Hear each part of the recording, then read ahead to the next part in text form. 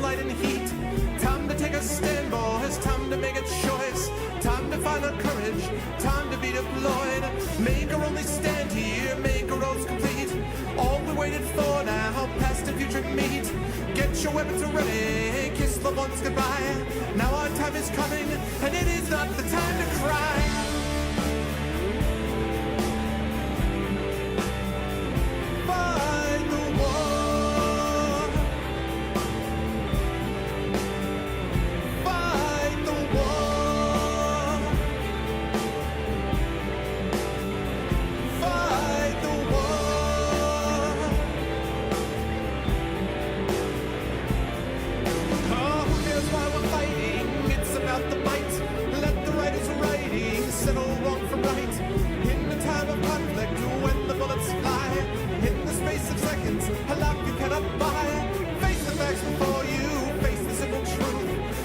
Outnumbered, it's tragic but it's true.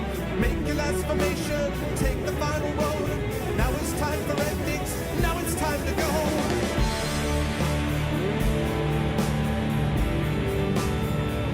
Fight the war. Oh, fight the war. Fight the war.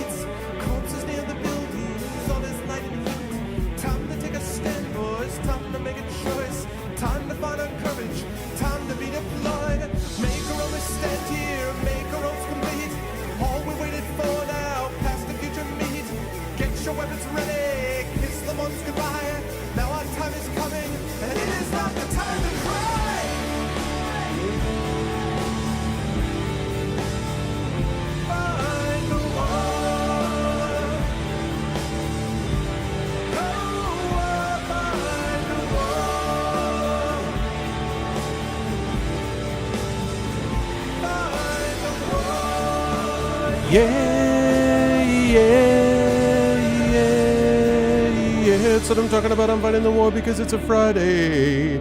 Happy Flynn Day. What's going on, Argonauts? Welcome to a Happy Flynn Day. Happy Flynn Day to everybody. I hope that you guys managed to get your Flynn Day gifts. I hope that no one forgot about Flynn Day, because this is a very important holiday. And so I hope that everyone managed to get your Flynn Day gifts. If you don't have any, I recommend a few. Usually handcuffs are a good gag gift. I often find that iron keys, sometimes just a picture of iron bars is a good way to look at it. Anything that involves a key and a lock, and like locking things up, I think would be good. If you happen to have any official looking court documents, that's often a good one. Can't go wrong with that. Can't go wrong with a good, just sort of basic striped shirt. The prison striped shirt. That's also a good one as well. All of those are positives. So happy Flynn Day, everyone. It's been a good day today. It's been a good day today for people who actually believe in truth and justice, and I hope everyone is doing well. It actually has been a good day for me today, not just because of that wonderful news, but I also managed to get the Patreon newsletter out for December. It is December 1st. I managed to get some good writing done as well. I got some writing done on my current work in progress, and then I got to spend some time with my daughter, and we got to go watch the film Coco. And I am here to tell you, I'll give this review in just a minute. I will do this in just a moment. But no, the late start actually happened because the movie got out a little bit later. We went to go see Coco, and I will give the review of this movie in a bit. But that is why I'm a little bit late getting started. But that was the deal with that. And then we got back here, and now it is time for day 3 of West of Loathing. So I am looking forward to it. It's going to be a good time. I hope you guys are looking forward to it as well. It's going to be fun, and I feel like it's just so appropriate. Something about today, West of Loathing, just seems so appropriate, this game, I think, for the consequences of the circumstances we face. But before I get there, I do want to remind everybody about ways to support the stream. If you haven't done so already, please make sure to follow the channel. Please make sure that you check out some of the other things on the channel, like the Steam group, !Steam group. Of course, the YouTube, !ArvTube. Of course, the Discord, with ! Discord. And if you want to support that, whoa, God!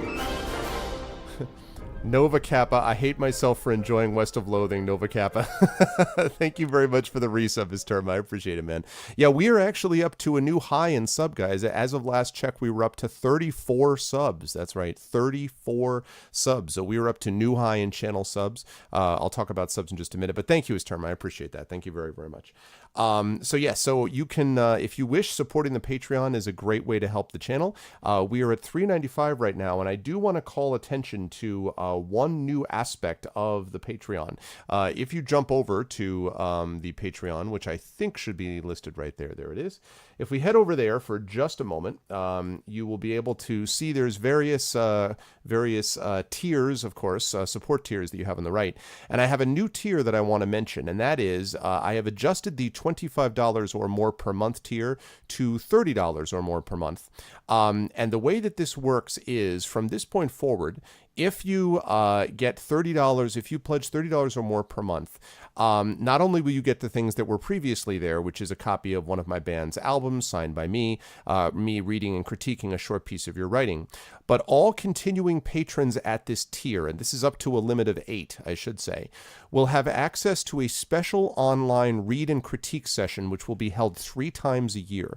And the way this will work is, during the session, you will have the chance to read a 5-minute sample of your writing, and then the other participants and myself will have the chance to comment and make suggestions about that writing. This is actually modeled on the system of read and critique, which is used at the Gen Con Writer Symposium. I have done the read and critique there for many years. It tends to be very successful. So this is a great opportunity to get feedback from peers and pros. So if you support the Patreon at that amount per month, you will have the opportunity to 3 times a year get part of this read and critique, which I'm pretty excited about as a concept, I think. I wanted to make sure that with the recent emphasis on the subs and the fact that we got affiliate, and so people have been joining up with that, I wanted the patrons to get some love as well. I'm going to make some other adjustments to the Patreon as I go on also, but I did want people to to think about the possibility of making advancements on the Patreon. Now, again, you have to be an active part of this. So, when I hold this, you need to be at that tier when I actually am holding the online thing. So that's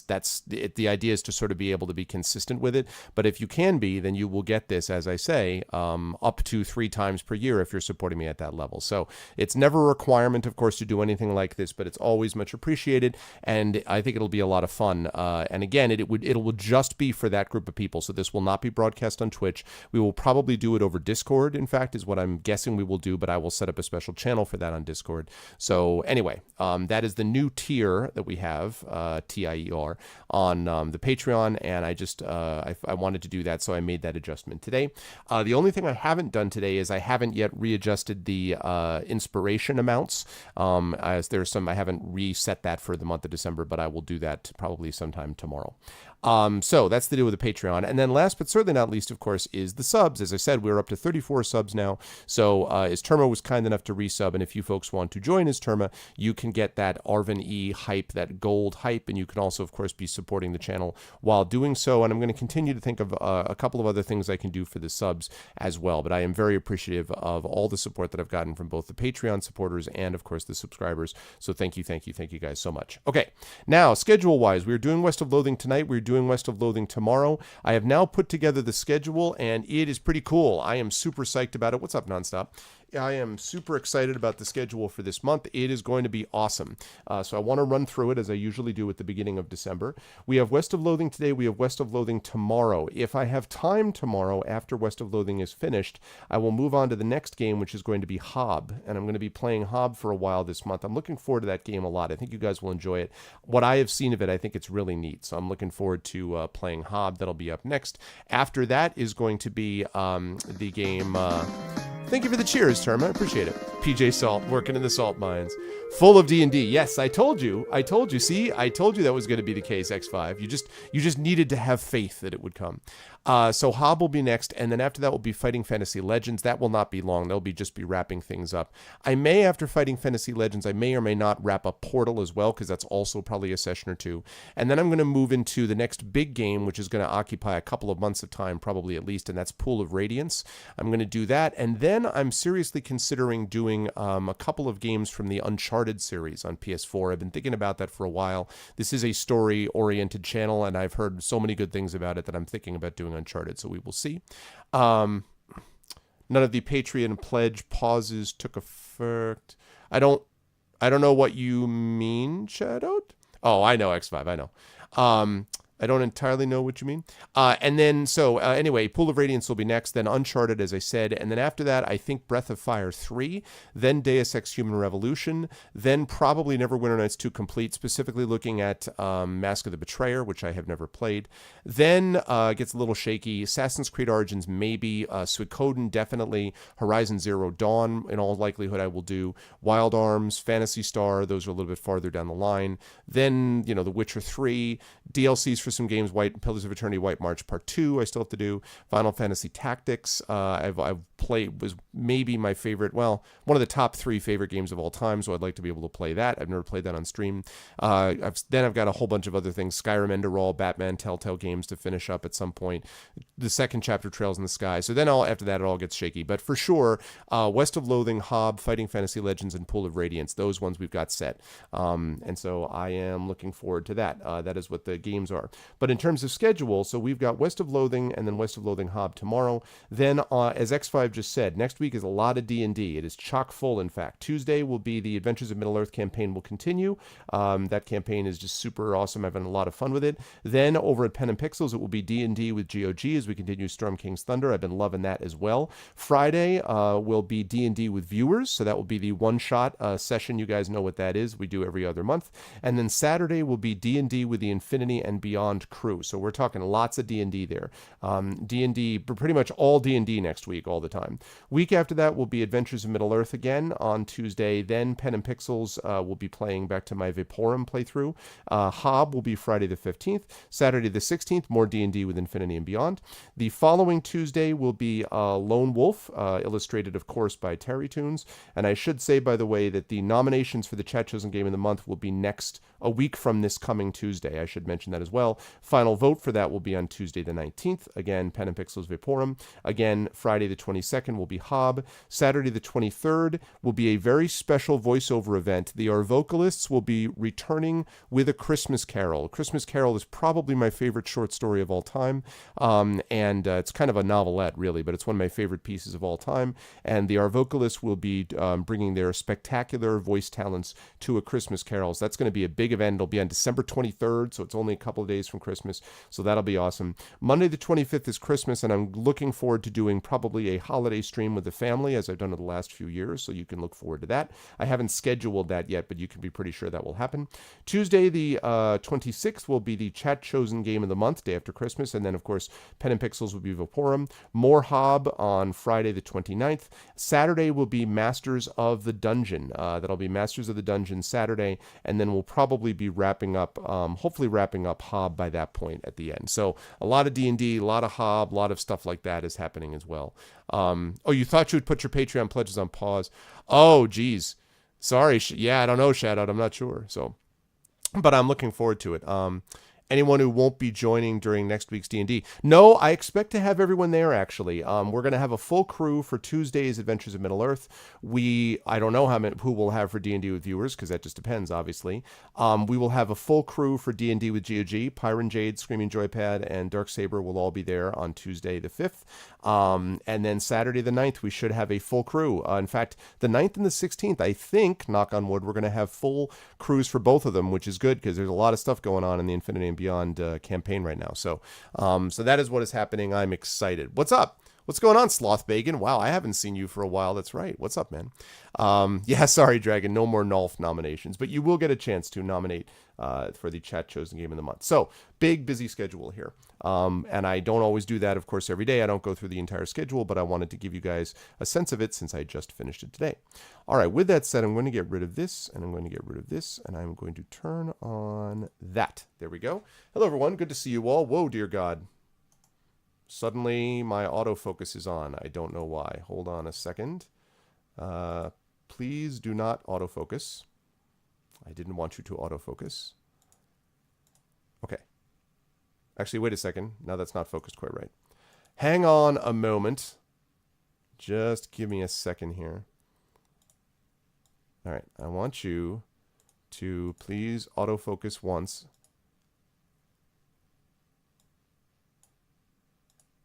Like so. Okay. Good, lovely. I should not have low light compensation on for that. And let me just make one little adjustment in the brightness and one adjustment in the contrast, and there we should be good to go. I don't know why I should have to reset this every time I turn this on, but that's because Logitech's computer software sucks. And it would be nice if Logitech would actually fix that. Let's see what we can do.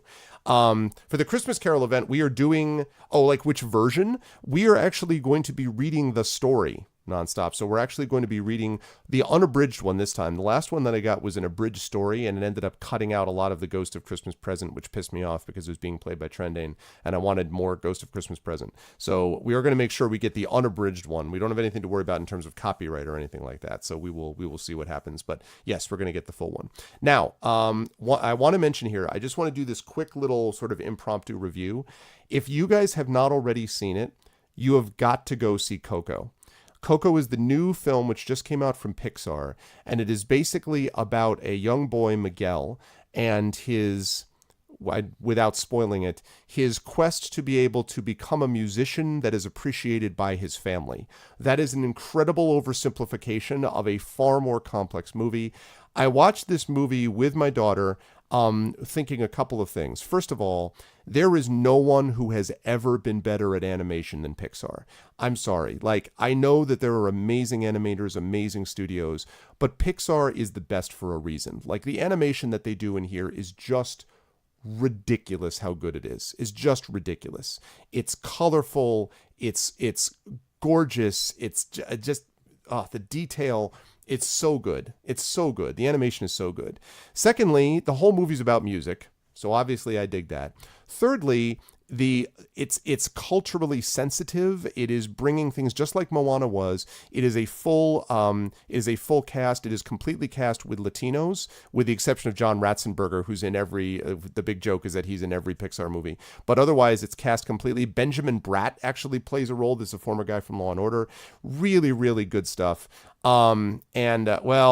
I'm sorry, Dragon. There is literally no anime that I have ever seen that is just it's not the same. It's just not as good. It's just not.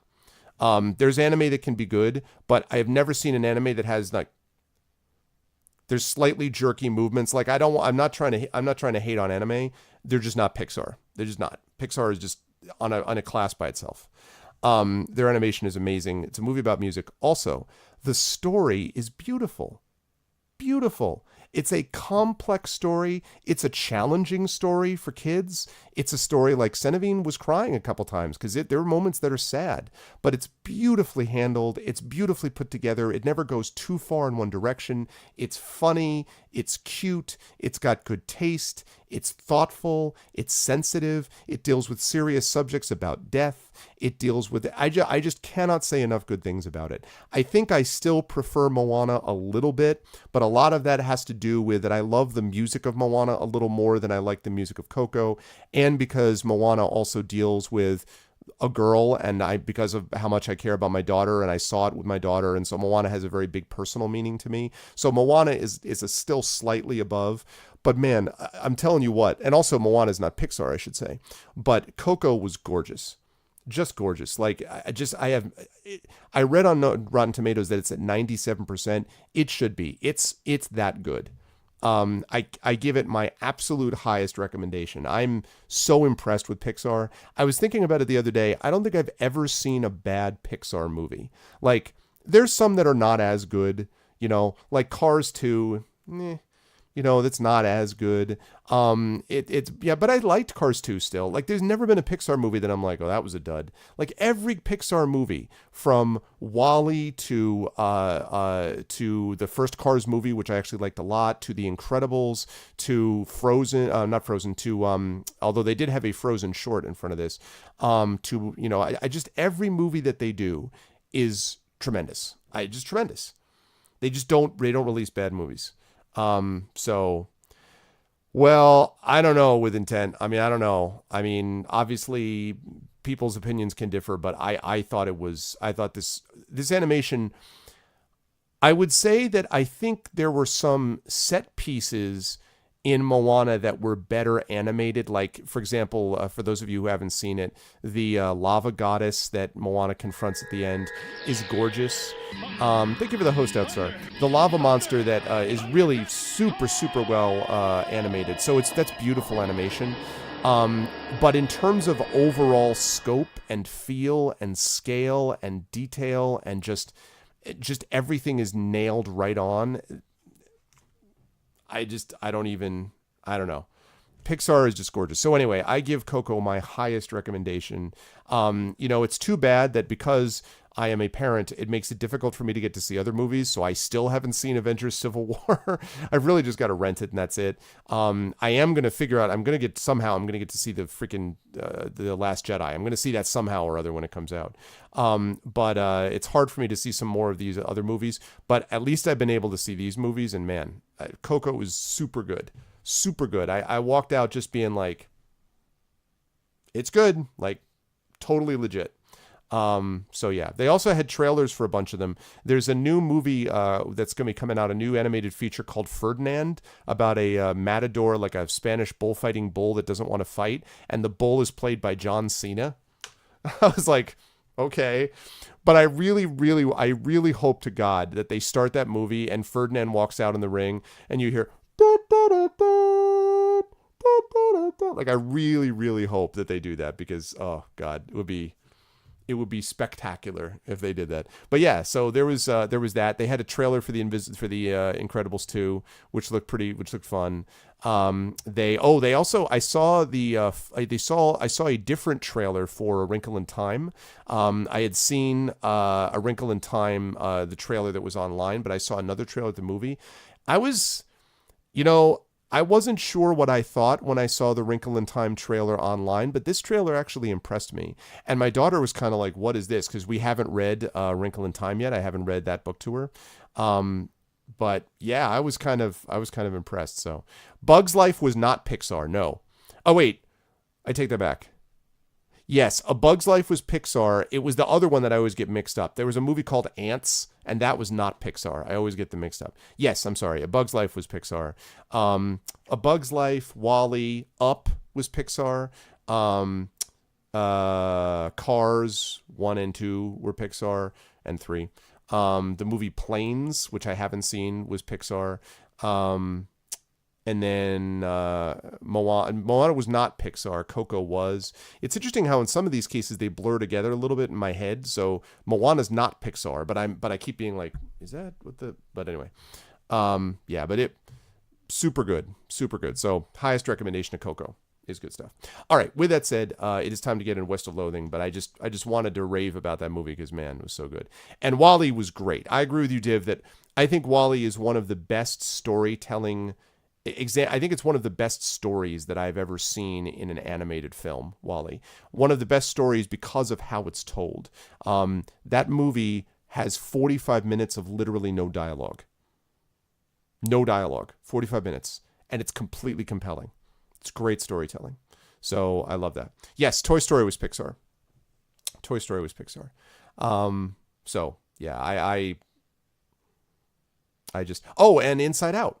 I forgot about Inside Out. Inside Out was Pixar, and Inside Out is also super good and super smart, and a movie that it's a movie that it's hard to believe that it was made by a commercial studio. Like, why would you make, if you're Pixar, why would you be like, oh yeah, let's make a movie where literally nothing happens except in the girl's head?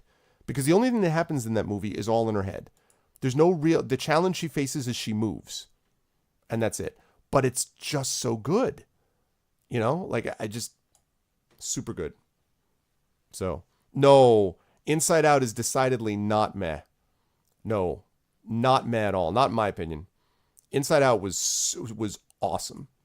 Awesome. And again, challenging, surprisingly challenging in a way. Super good. Inside Out was excellent. So again, like I say, I've never seen a bad Pixar movie myself.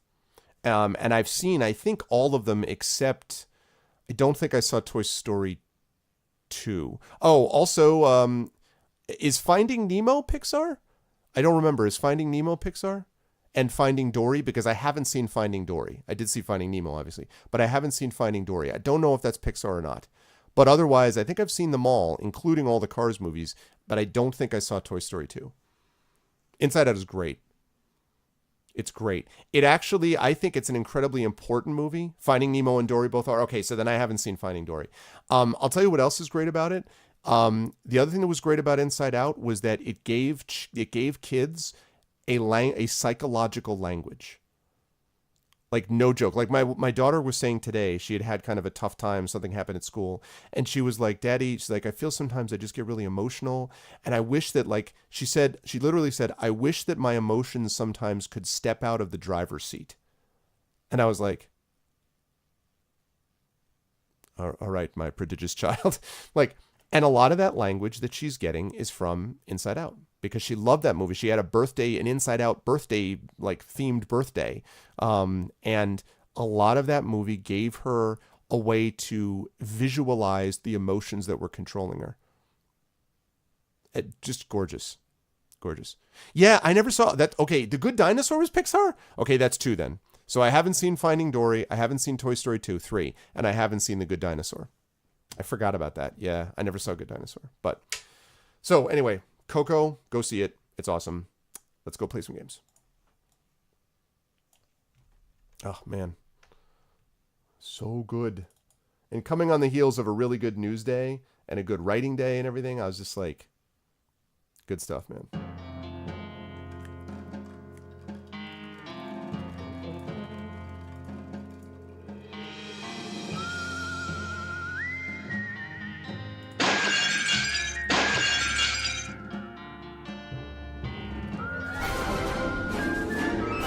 Ooh, what do we got here? Oh, thank you for the resub, Dragon Spear. Thanks, dude.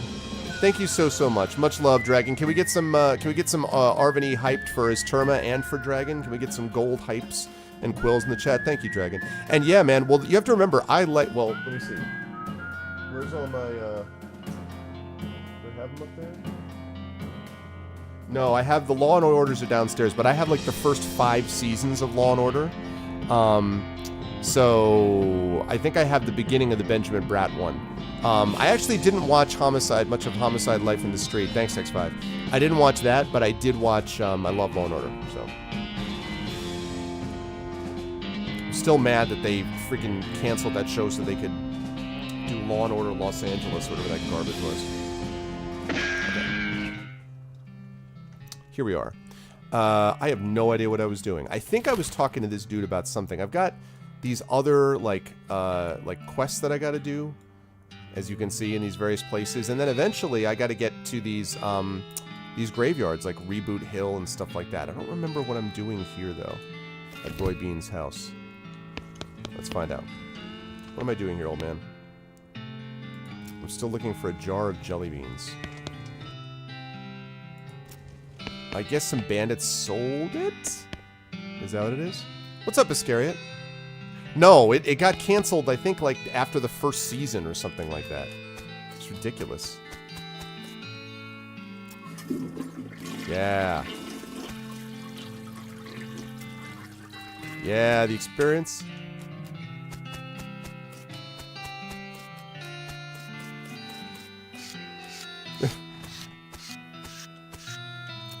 Okay.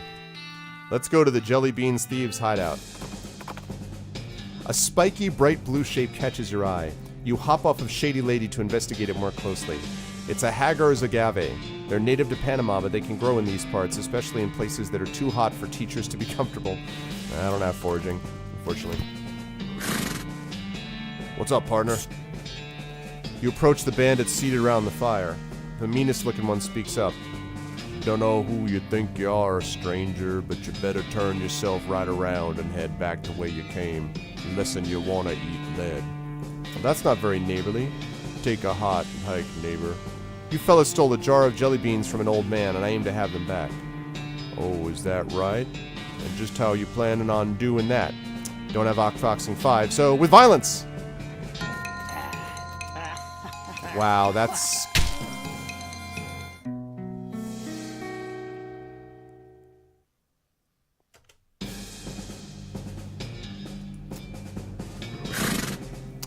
well.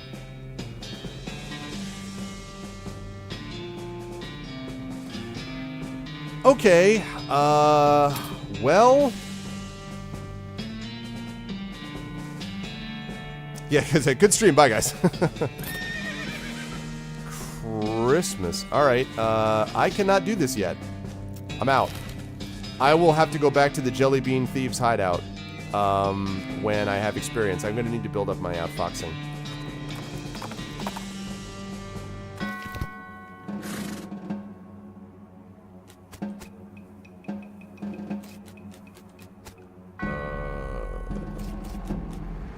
Right? It's covered with a bunch of weird cards. Take a look at one. Abominable Chimera, yuck. Accursed Skull, horrible. Oozing Skull, disgusting. Disfigured Dragon, blech. Poisonous Ghoul, what kind of game is this? Aberrant Fairy, gross. Acidic Hippopotamus, horrible. Bleeding Viscera, so grim. Abyssal Bear, so grim. Accursed Centaur, gross. Oozing Spider, black. Vomitous Chimera. Poisonous Skeleton, Bleeding Rhinoceros, Bleeding Stalker, Bloody Mutant, Disfigured Hippopotamus, Oozing Viscera, Duck-Sized Spectre, Hellish Rhinoceros, Murderous Skeleton, Vomitous Bear, Spitting Organs, Nauseating Eyeball, Vomitous Viscera, Bloody Beast, Disfigured Bear, Nauseating Bear, Pestilent Bear. Alright, I get the idea. What's up, Faizan?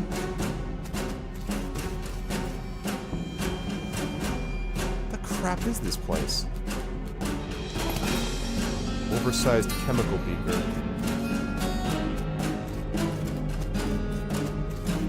Wait a minute, wait a minute, wait a minute, wait a minute, wait a minute.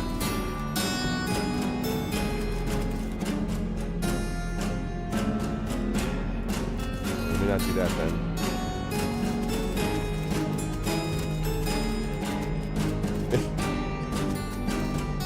Atop the slab, there's a skeleton-shaped indentation with a buffalo skull-shaped indentation where the normal human skull-shaped indentation should be. That's a good thing to keep in mind if you end up in possession of the bones necessary to fill in the indentation. Okay, so we want buffalo skulls. You look through the bars and see hundreds of buffalo-human skeleton hybrids locked in there, 3 to a cell. Keys are hanging right next to the door. You could let some out if you wanted, but they all look pretty angry. I'm not going to do that yet. Shelves are filled with hundreds of crates, each filled of buffalo and human bones carefully sorted. You don't really have anything specific you want to do with human or buffalo bones right now, though, so while you appreciate how organized these guys are, there's not really anything here for you. What is all this?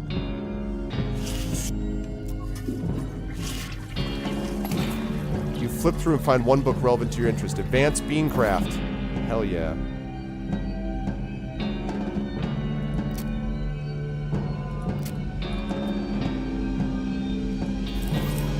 Alright, let's see. Wall of beans. Use the old beans. Blood beans, a skill that lets you regenerate health during combat. Blood beans. For sure. You master the art of microscopic bean conjuration and fill your bloodstream with restorative proteins. Hell yeah.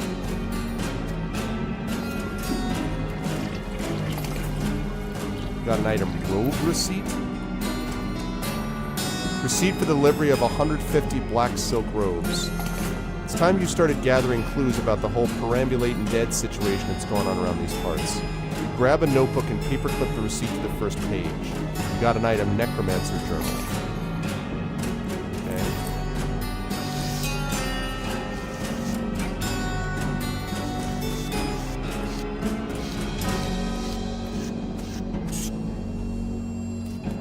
Bones rule.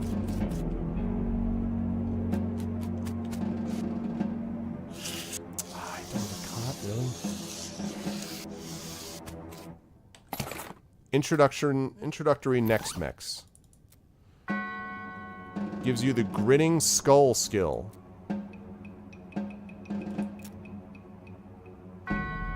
Whatever, Grandma.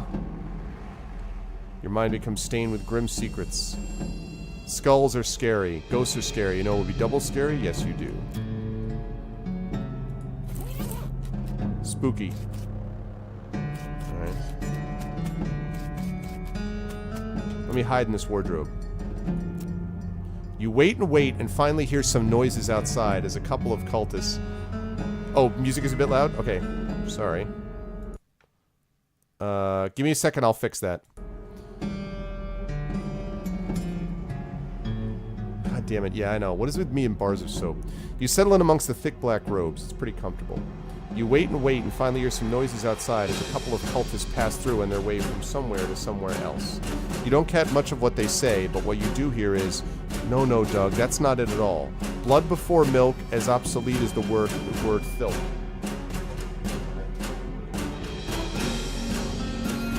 Gotta write down some stuff.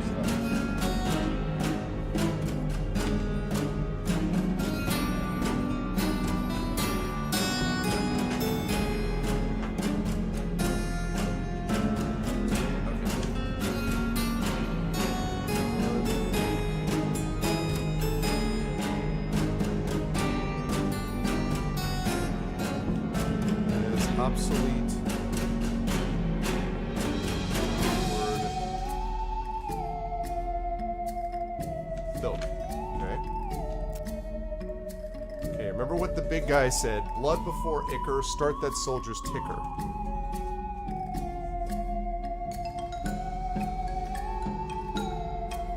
This is for that previous room. Start soldier's ticker.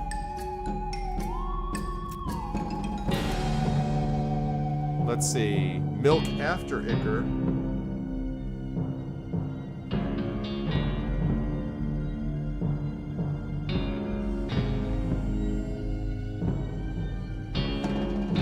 Reanimate wicker.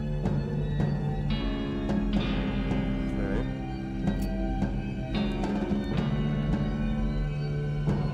Blood after ichor, fail and turn to liquor. That doesn't sound half bad at this point. You guys are jerks.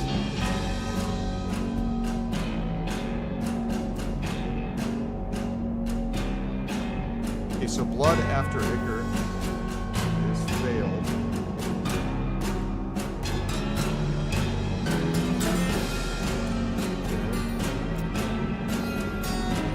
Milk after blood.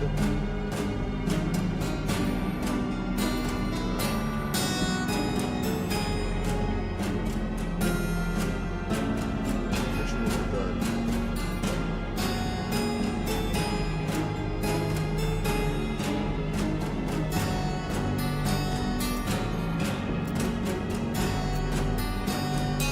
There we go. Ichor after blood. Ready to go start.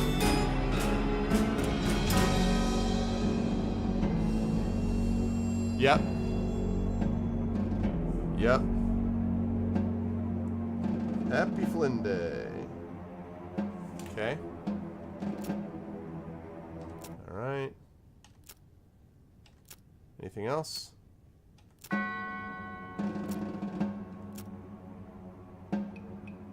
Milk before Ichor.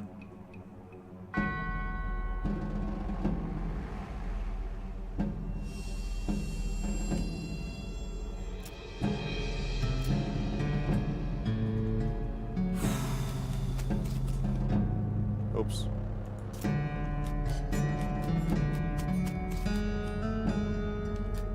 This is the entryway again. Okay. Alright, those are the cards. So, here we go. So we've got blood, milk, ichor, and lemonade. Alright, so we've got blood before milk is obsolete as Thilk. Blood before ichor starts soldier's ticker. Milk after ichor reanimate wicker. Stud dud. Okay, so blood after ichor fail and turn. Alright, so blood, ichor, and then ichor is after blood. Okay, so blood, milk before. So it should be blood, milk, ichor. Blood, milk, ichor. Let's see. It is. Oh, sorry. I wanted to drop that music. Sorry.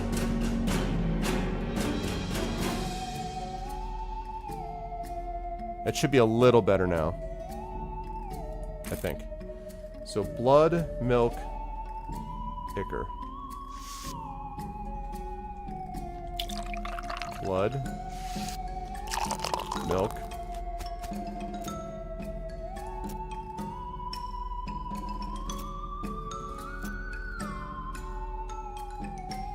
ah.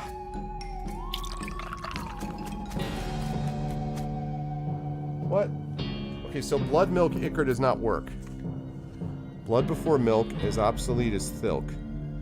Blood before ichor. So maybe blood, ichor, milk might be right. Hey, what's up, Misawa?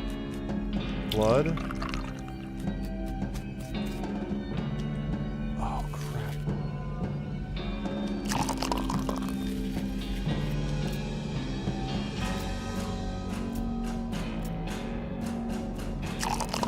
Ah.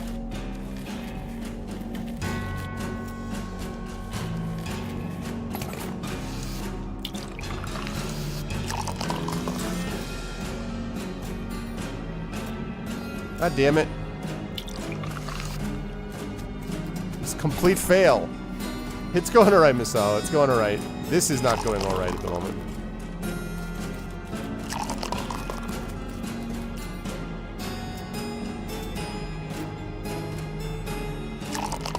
God damn it. That was an utter and complete fail.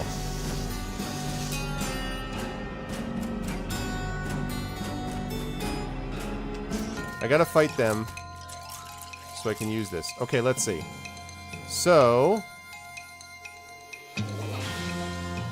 let's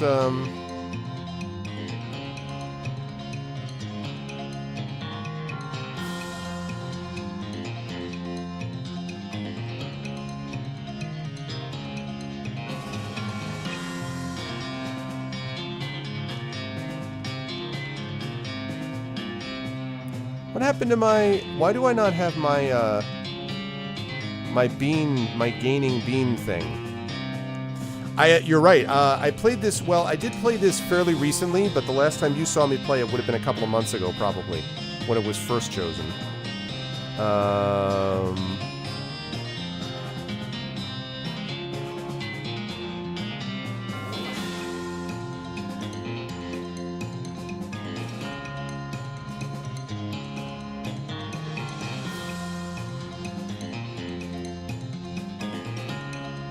Okay.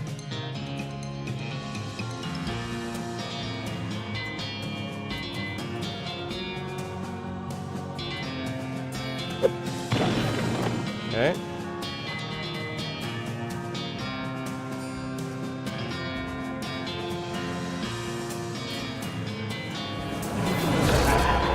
Spooky.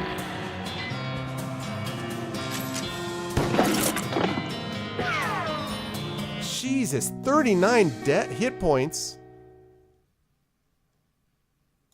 What?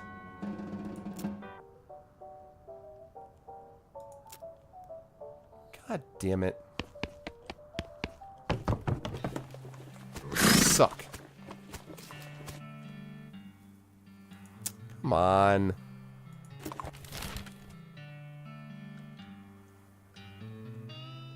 Wow. I clearly need to build up my levels or something. Wow. Alright, well, that was a complete fail. Alright, let's go to the Dave Yard. Let's see if I can try to pick up some of these things.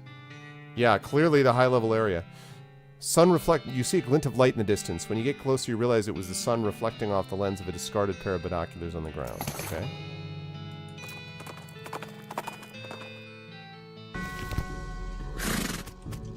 Here lives Dave B., 1834 to 1884. Died with his boots on, but not his pants.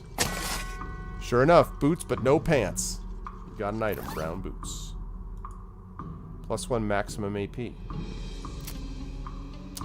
Problem is, my work boots are +1 AP and +1 armor. Here lies Dave C., 1828 to 1884. Went down in a theater. I guess so, Orb Weaver. Except that, like, but I am east of the mountains, though. That's the thing, I was already east of the mountains. Here lives Dave J. Yeah, pretty much, Rock God. 1826, 1884. Rapapapow. Here lies Dave L. 1790, 1851. Died of a heart attack. See you in negative 36 years. Looks like the gravedigger left his lunchbox here. You got an item, Vienna blood sausages. You got an item, thermos of spiked coffee. And they said there was no such thing. Hell yeah, let's get ourselves some speed. And... wonderful. Here lives Dave G., 1847 to 1884. Thank you for the cheer, Misawa. Thank you, thank you. He was looking to the sky to save him, but even the sky can't save a feller from like 40 angry bears. Didn't want to go here. Yet. Here lies Dave D. The truth was out there, it killed him. Here lives Dave G., 1860 to 1884, murdered by a different fella named Dave G. Pile of bones that isn't moving around for a change. Mostly just boring bones, broken bones, but you do find a skull with a weird tag on it. This skull has a little paper tag tied to it, which has Inter-Cemetery Loan on one side and some notes on the other. Tag on this skull is a serial number and says it was borrowed from the Submission Catacombs on February 19th, 1886. Jeez, this thing is really late. Skulls, check them out. Okay, I gotta return a skull somewhere, I guess.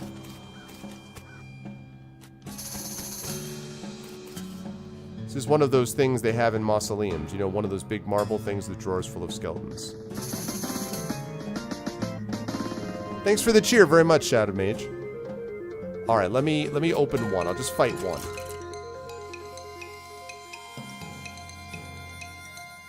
Actually, probably spooky damage won't do anything, right?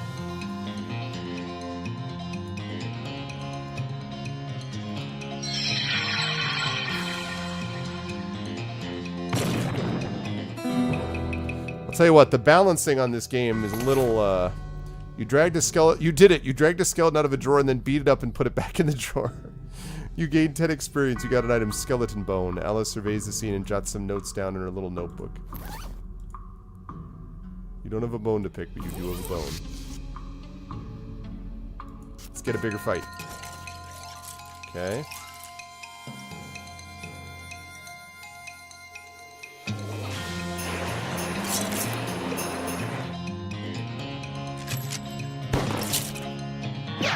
Ow.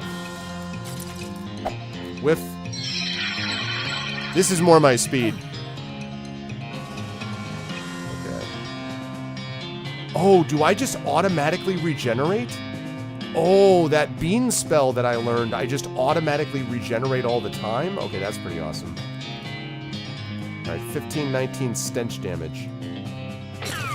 Nice. Negative 15 hit points stench.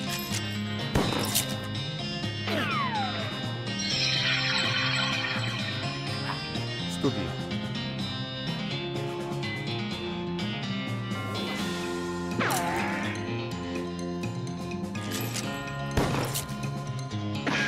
Damn it.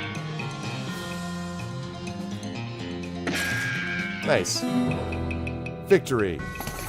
3 up and 3 down is the thing they would say about this if baseball analogies were a thing now. You gain 30 experience. Got skeleton bone, and skull chips. Alice picks up a bone and examines it carefully. So this is literally a place where you can just grind by just opening up. Okay, so you can just grind by fighting skeletons a bunch. Damn it! I wanted to go to this thing. All right, crunchy. It's a big stone sarcophagus. It's a pile of mostly burned rags that maybe used to be a person. You dig through the rags and find a few things they look like they're worth keeping. You got an item, gore-splattered scroll. You got an item, human ashes. Wait, what's this, a note? Yes, it's a note. You got an item, cryptic note about ley lines. This is a note from the necromancer to one of his cultist flunkies. You examine the weird diagram, but you can't make heads or tails of it. You stick the note into your necromancer journal for now. I did get the necromancer journal now. Necromancer's home base. The necromancer's lair is definitely west of the mountains. Okay. You found that weird ley line diagram, but you don't know how to interpret it. You need to find somebody to help you. Somebody smart or somebody who knows a lot about magic. That's everything you got so far. Okay.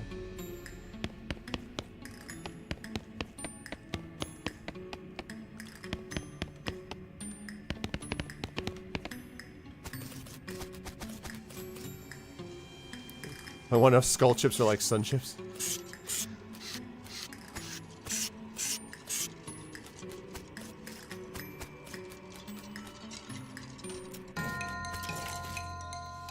See, I feel like these guys are not a big deal, so I feel like I should be going after them because you get 10 experience and you get some stuff to sell. Handful of loose teeth. Could sell them to a dental student.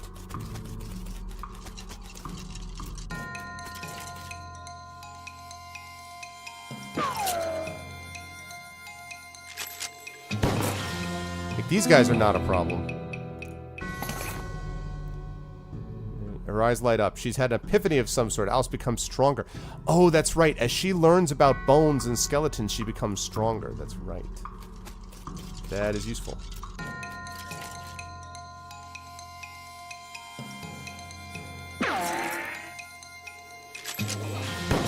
Yeah. Levels up Alice. Item skull chips. Okay, cool. Yeah, so we definitely want to spend some time, people, at, definitely want to spend some time at some of these, graveyards. Let's check out Dynamite Dan's. I want to restock my dynamite a little bit. We'll go basically up north this way, and then we'll head west. Someone's left a bundle of dynamite on the ground. You approach it cautiously, verifying that it's neither wired to a detonator nor connected to an actively sparking fuse. They have a bone to pick with me. Well, the description says that you don't have a bone to pick, but you do have a bone. It says. What an odd and dangerous thing for someone to leave lying around. We got 4 dynamite. Okay, well that's convenient, because I don't really need to go to Dynamite Dan's except to sell them some stuff. A year's supply of dynamite. Okay. That could be useful.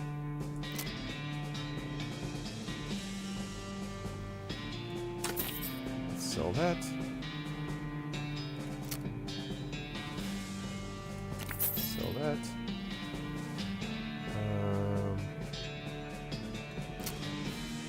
Sell that.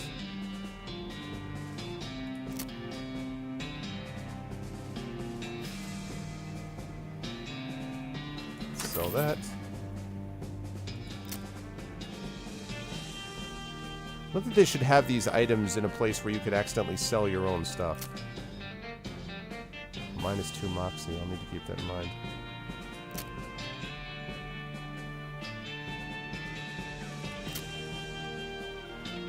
I need to equip that that spatula. I don't think I knew that I could use that. I gotta equip that spatula. It was actually useful because I didn't realize that I could equip that. Like, this is not as good as damage 3 to 13 plus 4 spell damage. I should clearly be using this. Not even close. Clearly you should use it. That was kind of a femur attempt, I gotta be honest with you, Sturma.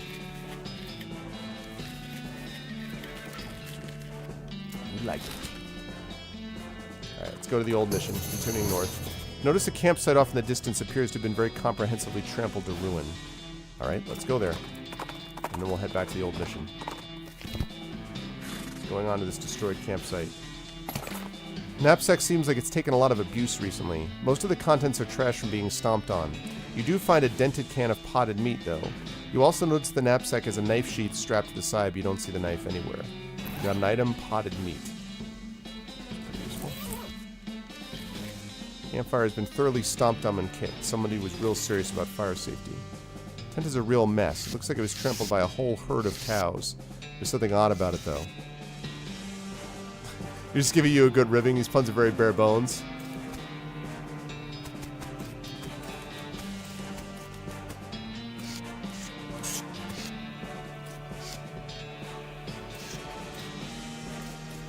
Let me give you a tibia. Don't do a joke that you know isn't going to work.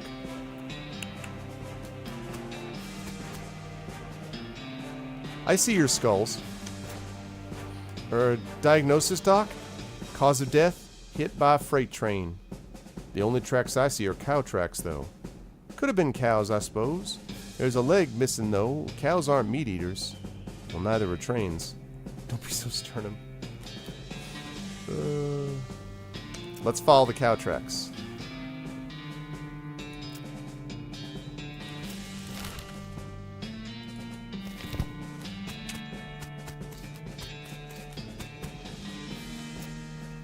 The opposite way. You head in the opposite direction for about a half a mile and discover another campsite, this one occupied. You approach the camp cautiously and realize that the campers are rodeo clowns. Ugh. Well, that solves the mystery at least. It looks like there's 3 of them unless there are more hiding. They don't seem particularly on their guard, so you could probably get the drop on them if you want to roll an ambush style. On the other hand, playing innocent might get you some information. I'm pretty good on outfoxing. What's up, rodeo clowns? This rodeo clown is playing a harmonica. The tune he's playing basically goes doot doot doodaloo loot doot doot doo. Okay. Hello. He's playing. Simple 3-man tent which probably sleeps about 40 clowns. This rodeo clown is eating a comically large haunch of meat. He narrows his eyes at you as if to say mine. This clown is idly juggling a knife. Howdy, stranger, he says with a smile. Howdy.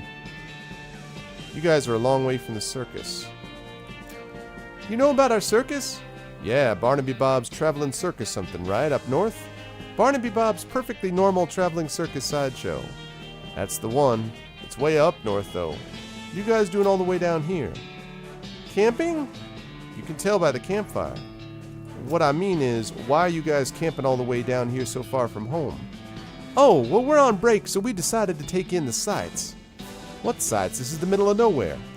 Nonsense. Check out those cactuses over there. And those mountains. And, well, all this sand. Plenty of things to see. Wait a minute. You guys walked all the way down here from the northernmost part of the territory for sightseeing? On your break? We get really long breaks. We have a good union. Uh-huh. Nice knife.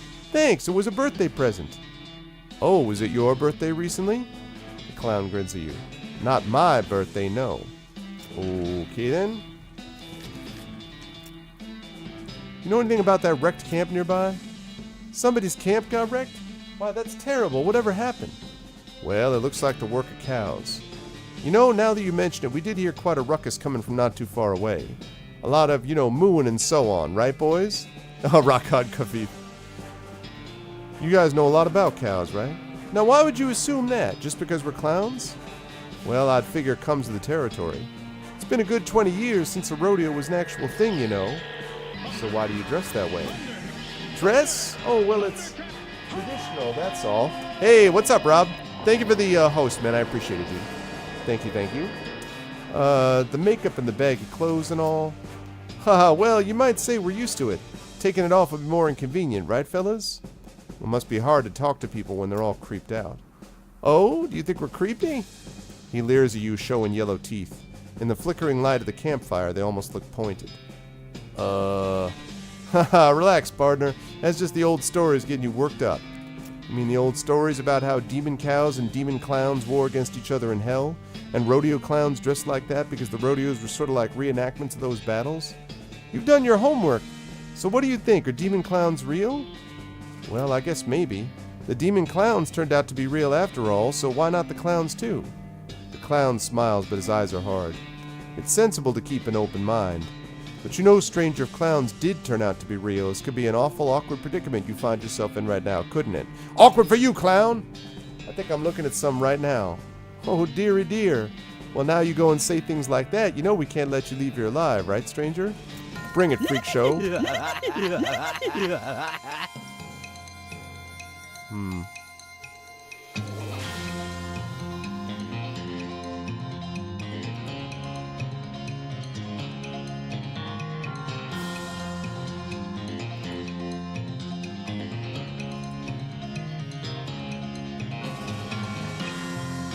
Oh, he's playing Overwatch?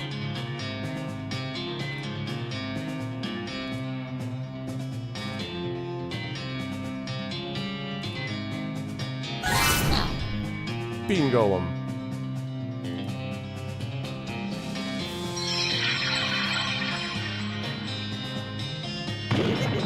$28 hit points.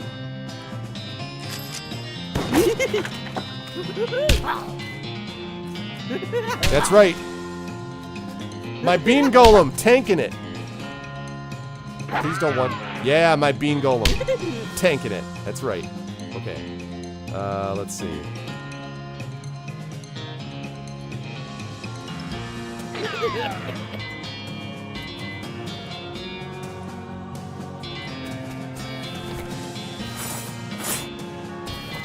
There we go. Haha. Yeah, I don't really see the appeal of Overwatch. I gotta be honest. I don't know. I don't entirely know what the deal is with that or why I don't know, but it just doesn't seem to be my thing.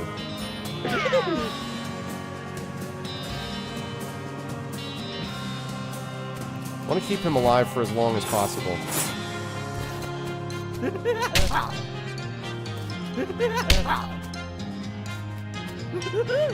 My Bean Golem!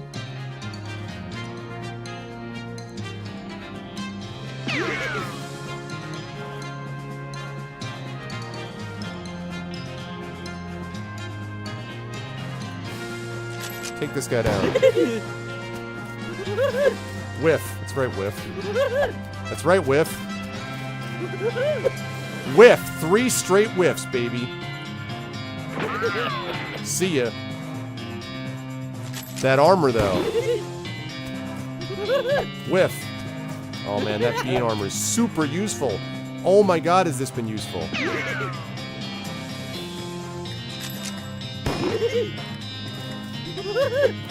Oh, my God, so useful. They just can't hit me.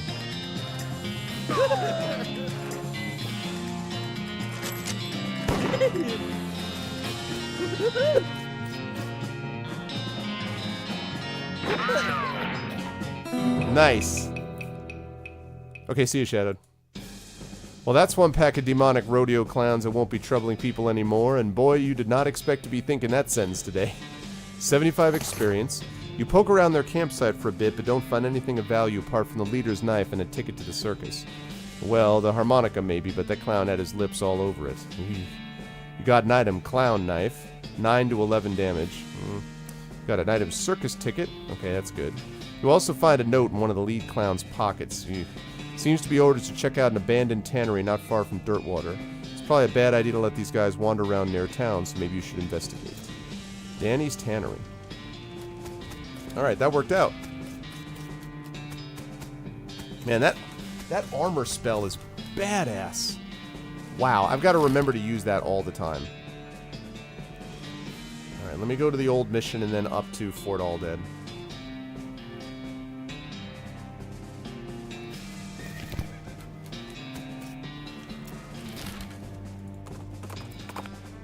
You hear a dry cough behind you and turn to see a skeleton dressed in a modern old tuxedo and silk top hat shuffling toward you, gesturing angrily with his walking stick. The funeral lily pinned to his lapel is gilded, as are all of his teeth. Guess he was trying to take it with him. I will lend a sympathetic ear. There's something I can help you with, sir? The skeleton hisses and chatters his teeth at you, gesturing vaguely with his cane. Since you don't speak skeleton, nobody can, because they can't speak. You have to figure out his complaint from context and body language. It seems to be something along the lines of, I'm rich and dead, how come all these poor people get to be alive? Where's the justice in that? You nod and make sympathetic noises in the right places and evidently runs out of steam. He throws his lily on the ground with a bah-like cough and shuffles away. You got an item, Gilded Lily, plus 3 moxie. You get 10 experience. Nice. Alright, well let's see if I can actually wear that. Right now I'm wearing Lucky Marigold, right? Plus 1 muscle, mysticality, and moxie. How much damage your pistol attacks do. Yeah, that's pretty useful. It's pretty useful. I mean, I like having mysticality, but plus 3 moxie, it's a lot of moxie. And that can be very useful for some things. Okay. It's a tuna cat. It's a what? The flip is a tuna cactus.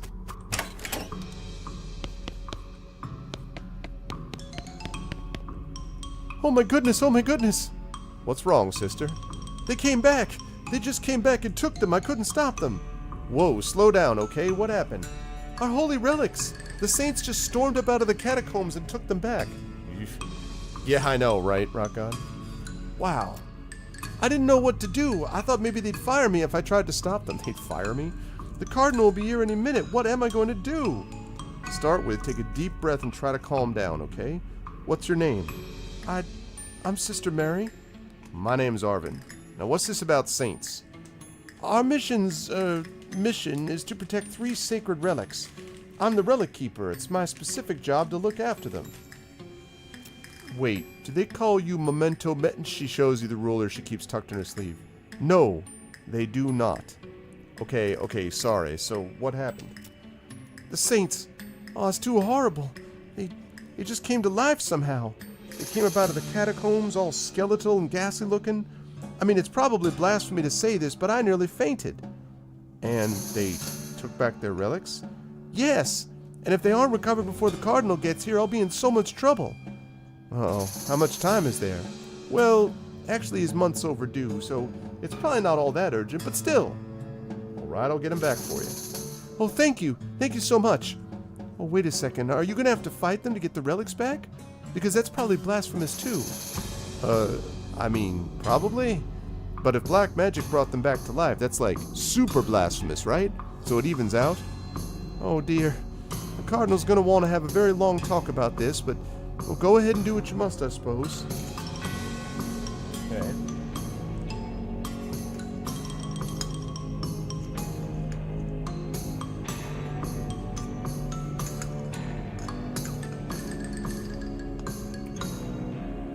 Alright guys, leftover dinner. Alright, so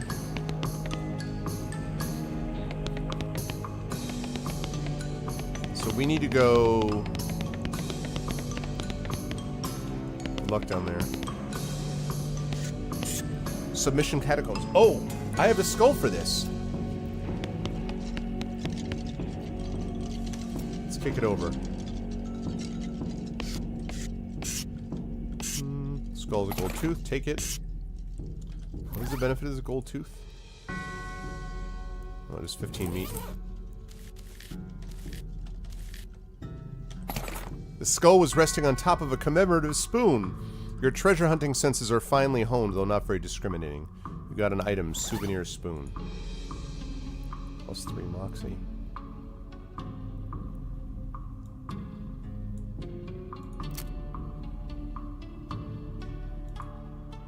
No. This skull is whispering at you. That doesn't seem right. It just sounds like gibberish, though really creepy gibberish. It's an empty alcove. There's a little serial number written below it. Oh hey, this is where that skull you found goes. There we go, safe and sound. That's all. This pile of skulls has been cemented together for some reason. Take it apart. At the center of the pile, you unskull a shiny black stone.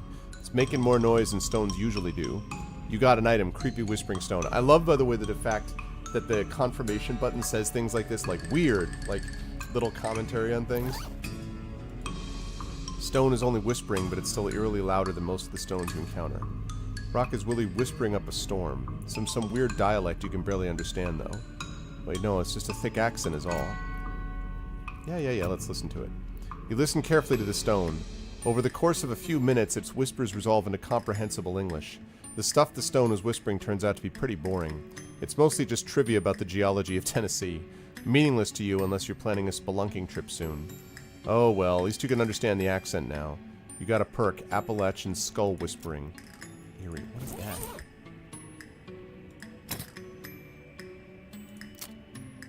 You're fluent in a very specific dialect of the whispers of the dead. Okay. I need to increase this bean shield and stuff. I gotta increase this, but not until I get this. I really want to make sure that I get, I want to get a 5 out of 5 outfoxing. Then I can start building up these other ones. That's what this is. So you can increase 5 hit points per round. Ooh. Oh, wow. Oh my god. So Wary gets me more XP. Blood Beans. Oh my god. No, I want to make my guy into outfoxing. Man, though. That's tough. Bones are jiggling and rattling in a rather agitated way. You whisper some ancient words of appeasement to the bones and they settle down a bit. Hell yeah, 30 experience. They call me the Appalachian Skull Whisperer. This way to the Paseo del Santo. It's a plaque. Here lies Saint Beefus. After he died, his body kept trying to rise to heaven, but it was so heavy it just kind of flopped around a bunch. They had to inter him in a big stone sarcophagus to put a stop to it. Right. Here lies Santa Cortada.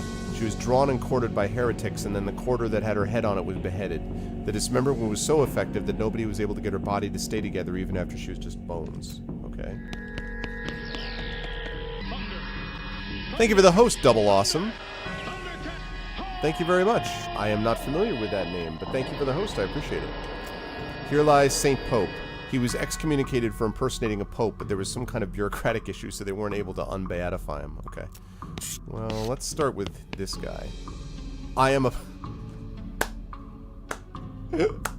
I am a pope, seriously. No, I'm a pope. That's funny.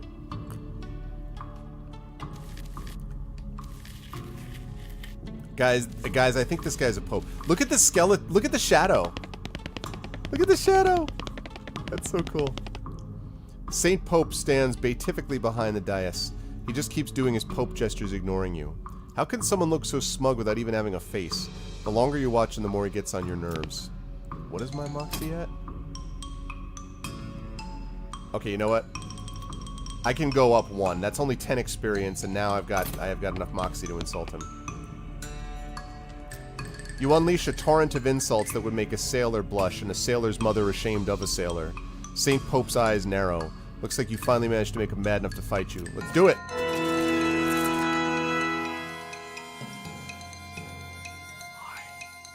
Alright, first of all, for sure we're doing Bean Shield. Alright.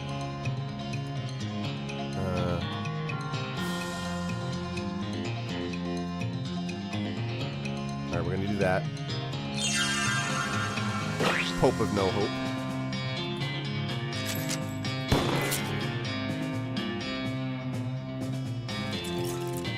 Well, that's crappy.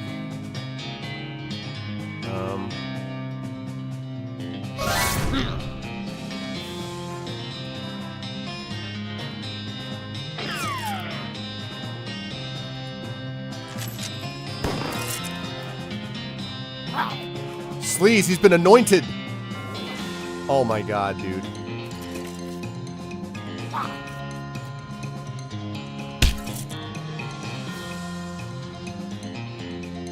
Let's see.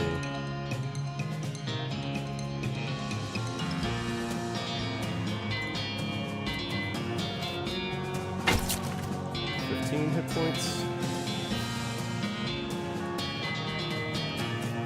Let's keep same strategy as we did before. Let's try to keep him healed for as long as we can. Oh my god, dude.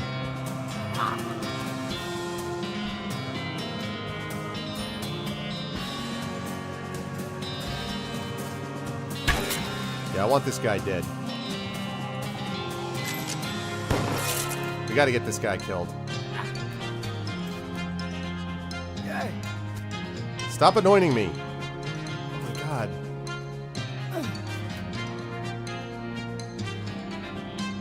Let's see. Okay.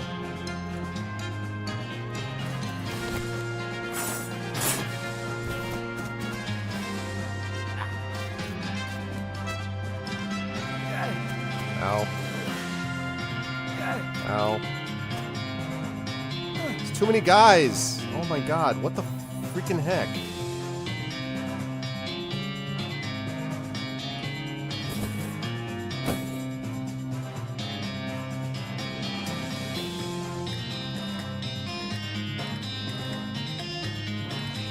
Alright. Let's see.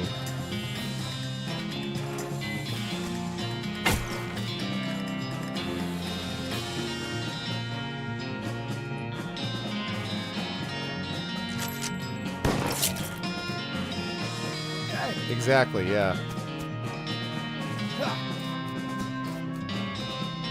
I should have gone after the Pope to begin with. I did this fight totally wrong. Let's see. Let's throw that. I hate to use up this dynamite, but I need this guy dead. That these guys are too... Yeah, this is the smart thing to do.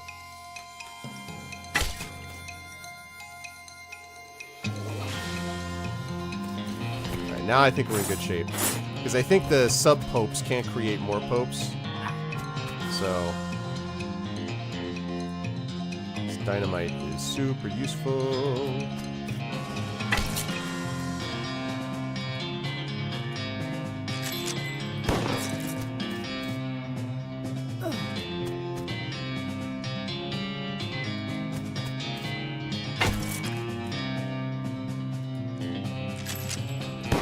Nice.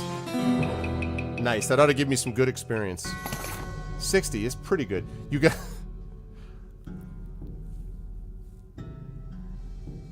I got a Pope's pelvis.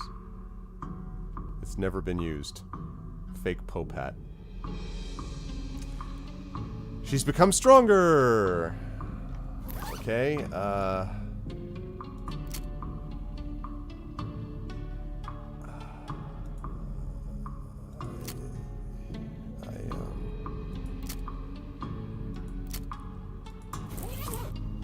I don't... I guess that was the relic that I was trying to get. Okay.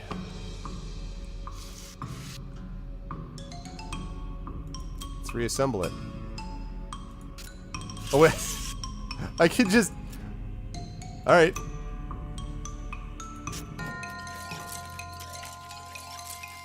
I'm fighting multiple... Okay.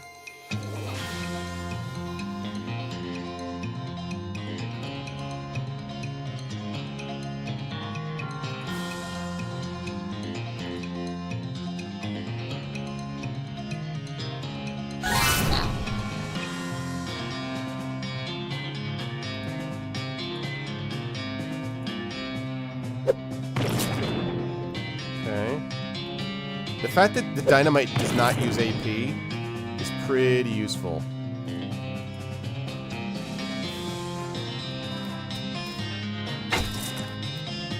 Oh, wait. Alice will instantly destroy a skeleton. She has the power to instantly destroy a skeleton now. Oh my god. That's amazing.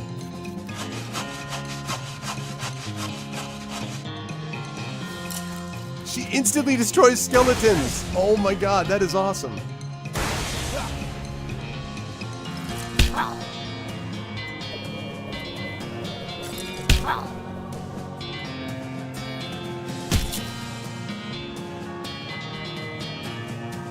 Wow, okay.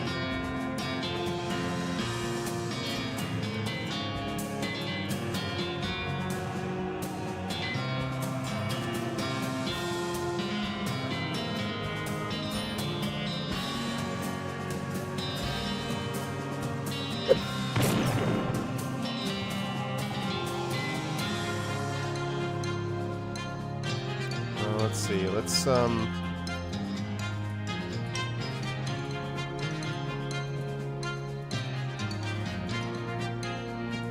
34 to 41, 37 out of 71.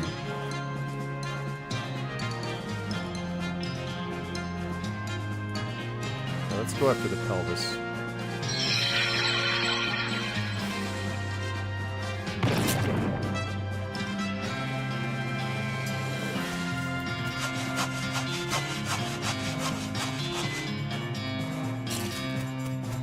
I made a mistake, actually. I made a mistake. I made a big mistake.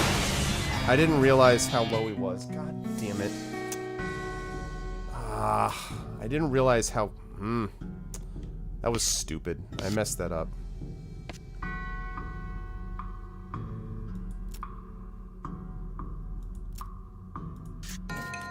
That was dumb. I badly mishandled that fight.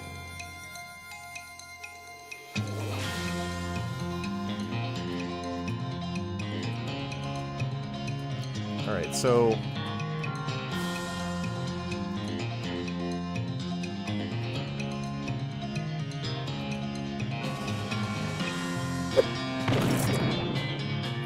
Alright, I really want to take that pelvis down.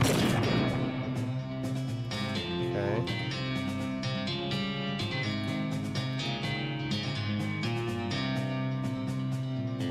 I hate to use all of it up, but...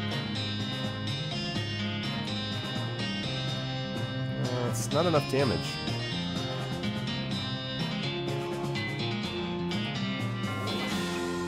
The pelvis doesn't have an attack, really?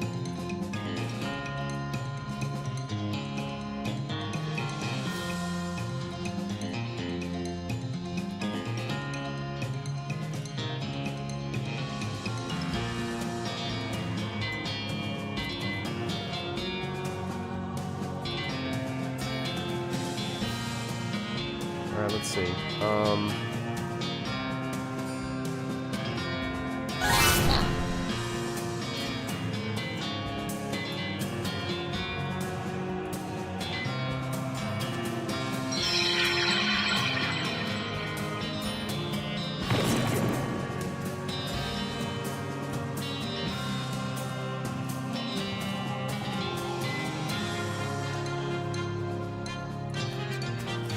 Her ability to instantly destroy is pretty epic.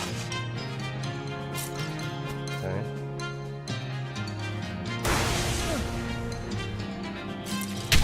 That skull is really bad news.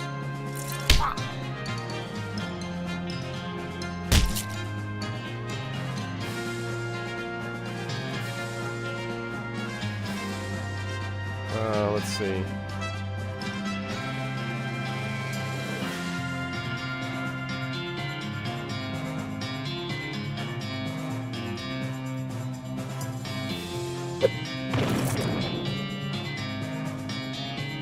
Alright, let's have attack you and take you out. Alright, now this, I need to destroy this because these lightning bolt things are bad. I feel like it's not clear what I'm attacking sometimes with these bars. Yeah, those guys are not a big deal.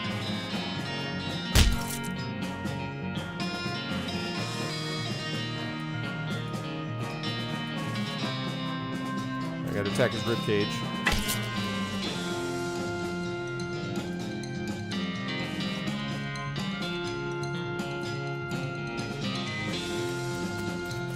The pelvic thrust really drives him insane.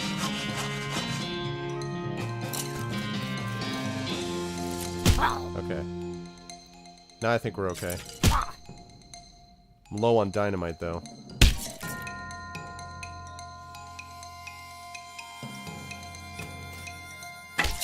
Oh.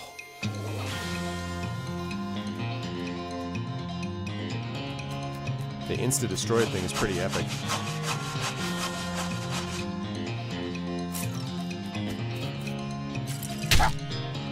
Being Golem should be able to take him down. There we go. Got him. Now Santa Cortada's in peace so small they can't do any harm. You got an item, Santa Cortada's skull, Santa Cortada's ring. 2 mysticality, 2 speed. Ooh.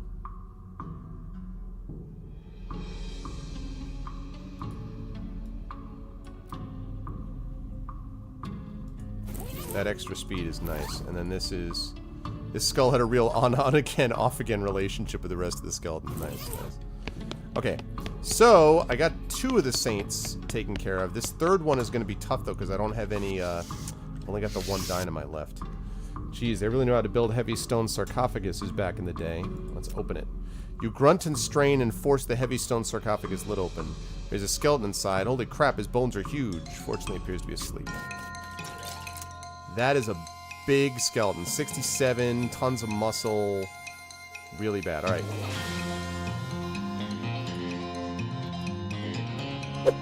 I have actually seen, Rocky Horror. Actually, a couple times. Let's see. Okay, first of all...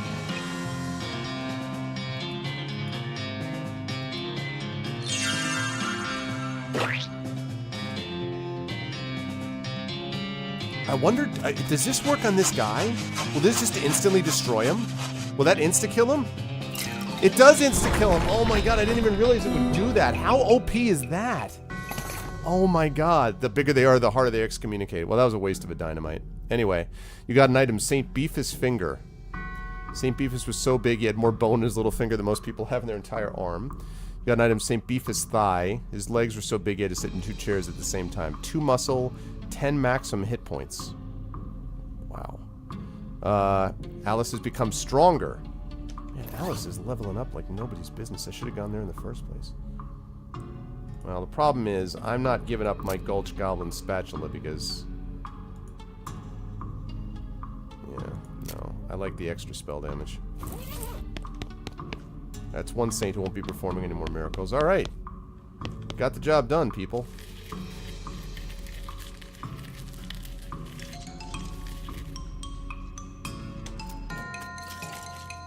Oh, we gotta stop the skull.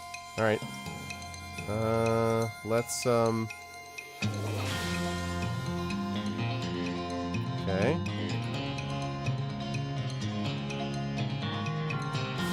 Green golem.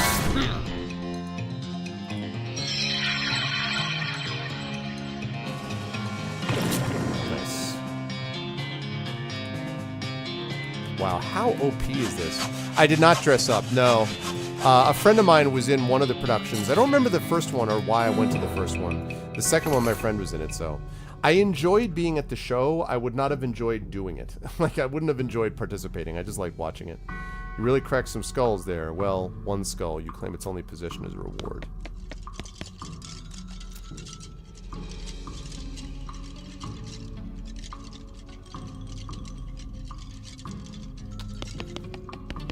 Nah.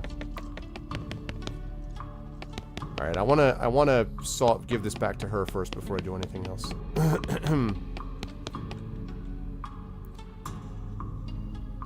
Okay, I saw an empty coffin just inside the catacomb door. Oh, don't worry about that. We're just storing that for an escape artist. An escape artist? Yes, he was taking his act on the road but needed to lighten his luggage, so he gave us a generous donation in exchange for storing it for him. Okay. Return the fingerbone of St. Beefus. You return the weirdly huge fingerbone in its reliquary. Sister Mary looks delighted. Return the pelvis of St. Pop the Pope pelvis back in its Pope pelvis plinth. Sister Mary is pleased as punch. You lock the skull back in its little glass prison. It seems annoyed, but Sister Mary thanks you effusively. You've recovered all the relics! Oh, praise be, thank you! I'm glad to have helped, sister. Good one, Dermot. I must reward you for your efforts, though. We don't have much, but I can give you this old censer. We don't use it anymore because Sister Penelope is allergic to the incense. Look, I don't want to tell you what you can and can't say, but let's just call this a shiny gold-colored metal censer and leave it at that. This item goes in your offhand, +3 mysticality. Alright. I like the mysticality. What am I have right now? +3 melee attack damage, +3 spell damage? Yeah, but this is better. I like the melee attack damage, but honestly, the mysticality is going to be more helpful. How am I doing on the experience? 488. I'm almost halfway there. Halfway there, people. All right, I'm gonna give this a try. Yeah, I was worried about that, but...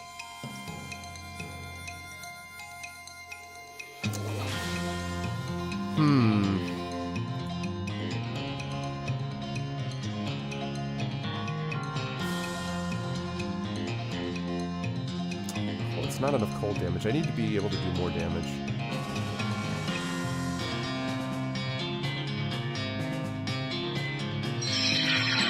Should be able to 2 each. Riff-raff, not the Frankenverter. Oh, I used it up? Oh, damn it. I forgot about that. Instantly destroy skull. Okay.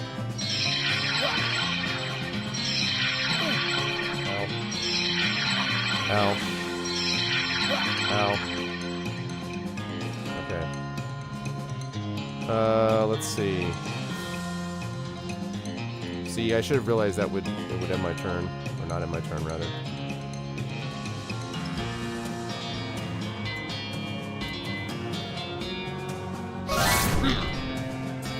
Okay, let's see.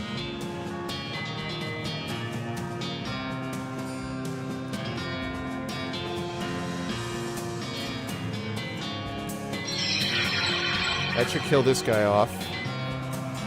Okay. Now she can destroy... She's going to have to heal him. I don't... Oh, by 25 hit points now, too.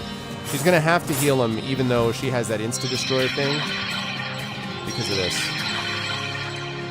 But the Bean Golem will be able to help with this.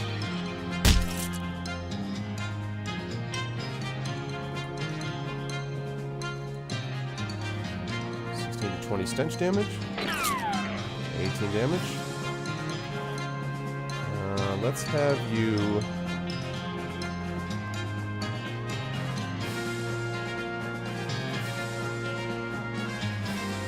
Yeah.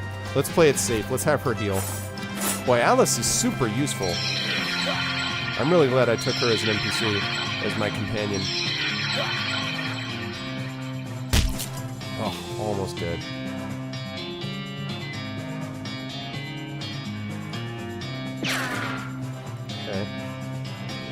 Now we're going to auto-kill this guy, because even the 1 damage they are going to do to the 1 is not going to matter. Really? I don't know a lot about the room. I've heard of the room, but...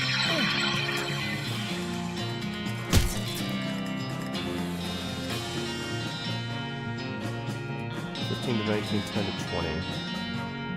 20. A little bit more safe. Okay. Might as well just insta-kill him. That instantly destroys skeleton is amazing. Man, super useful. Even 5 heads aren't better than 1. You gain 75 experience, got an item skull chips, and a handful of loose teeth. Nice. How am I doing now? 563 experience. We're getting there, guys. We're getting there. I want to be able to build this up. Then I want to be able to build up the, probably maybe the Bean Golem. And the Great Northern Blizzard would be useful, too. This Blood Beans, actually, and that's also awesome, the Blood Beans thing. There's a lot of cool stuff here that I've got to get, so.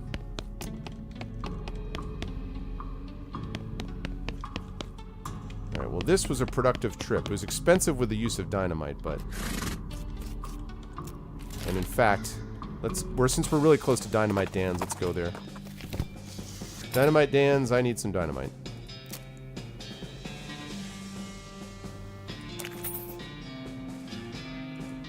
I have plenty. You know what? In fact, you know what I'm going to do? I'm going to buy up all your dynamites. Thank you for the host, Mudmink. I don't know if this is an auto host or not, but thank you. Yeah, so I don't know a lot about the room, to be honest. Sell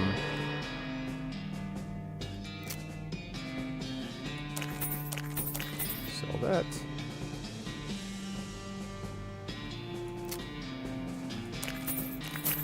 Okay. What else have we got?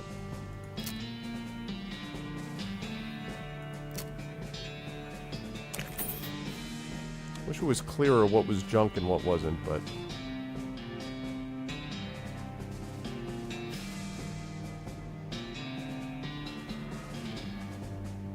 Right, now we got our dynamite back. Not Meatloaf again, we ate him last week. The worst movie ever made, worse than Plan 9 from Outer Space. Really? I have never heard of it. Okay, so we did that, so good. So now we've got Fort All Dead. Now, before we do that, I want to hit up some of these other places. We've got Dannery, Tannery, Reboot Hill. Well, maybe. Alright, I changed my mind. Let's go to Fort All Dead. I don't actually remember what I'm doing at Fort All Dead, but...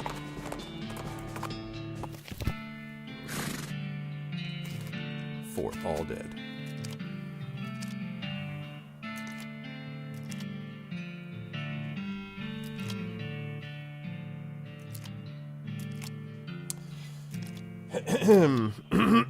Chat, your thoughts. Your thoughts, chat. Nice view from up here. Let's use the binoculars. Lost Dutch Oven Mine.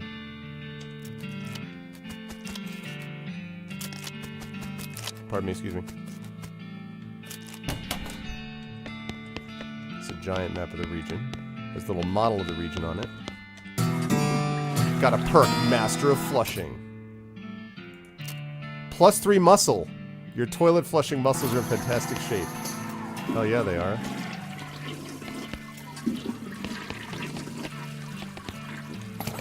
Rifleman Insignia Pin. What is that? +3 pistol attack damage? Oh. Yeah, not as good as the Moxie, though. You can saw them to bits. There's no force in the universe can get this tarp off this crate. Oh, wait. Strategy is in the same place as the privy. That's cute. That's cute. You got an item. Chemical Bullet and Silver Bullet. Deals extra damage against cows and undead. Poisons an enemy. Alright.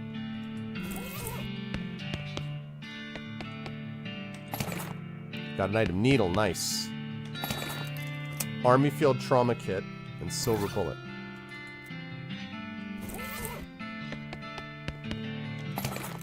Incendiary Bullet. Skeleton Bones, Skull Chips. Nice.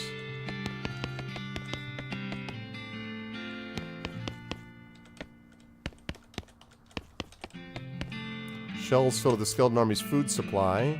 Roasted hare and mustard. Candied grubs, smoked grubs, mushy eyeballs and syrup, jellied dandruff and soda, salted slugs, desiccated hair, smoked termites and oil, candied dandruff, sugar mildew, puree dandruff. Okay.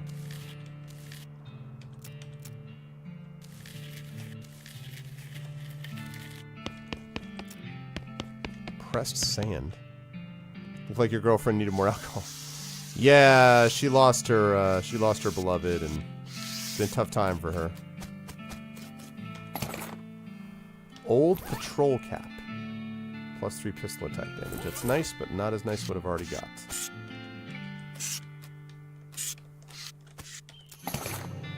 Burn scroll. Evil-looking leather-bound tome. Fundamentals of Nexmex, little diary. It seems to have been written by one of the Necromancer's cultists. He and several others were reanimating the dead soldiers here on the theory that the best undead army would be a literal undead army. Okay. The hitch in the plan came when they raised the officers who decided they weren't going to take orders from a bunch of weirdo civilians. The last entry suggests the author and his cohorts are planning on abandoning their station and reporting back to the Necromancer, but the entry ends abruptly in the middle of a sentence. Fascinating. This mass grave is absolutely teeming with those skeletal riflemen. They don't seem to be interested in getting out, but you definitely could jump in there if you're reaching for a fight. Wandering the end of the pit nearest you, let's go. Alright. Let's see how we do with this dude. Okay, Mysticality.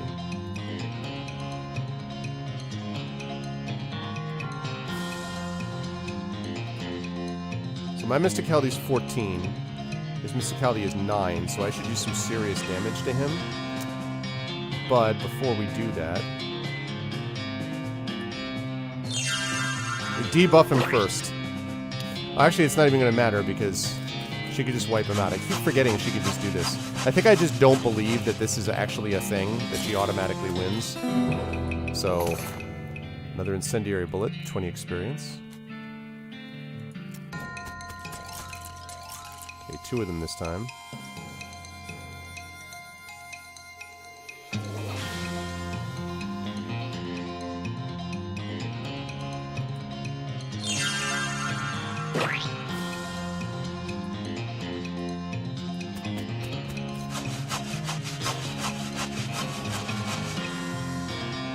I think he just sits there as she does that.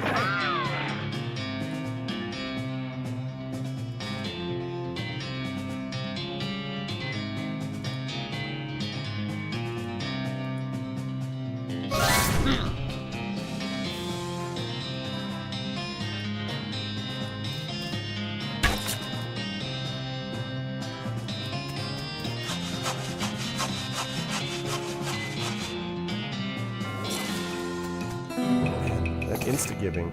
Smelling salts. We 3 guys? Okay. So this will be the last of these that I do because I don't want to take any chances of, let's do this.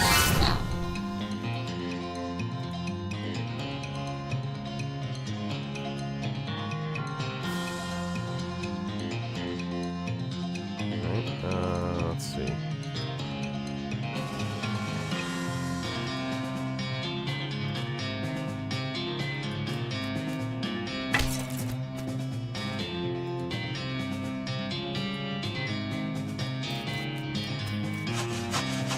Insta-gib. That ability is just so crazy good. Man, my bean golem.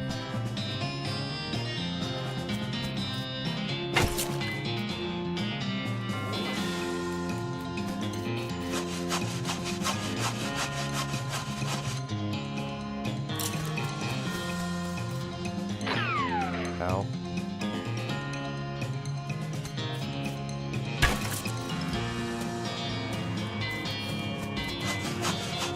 I mean, I have the ability, I might as well use it.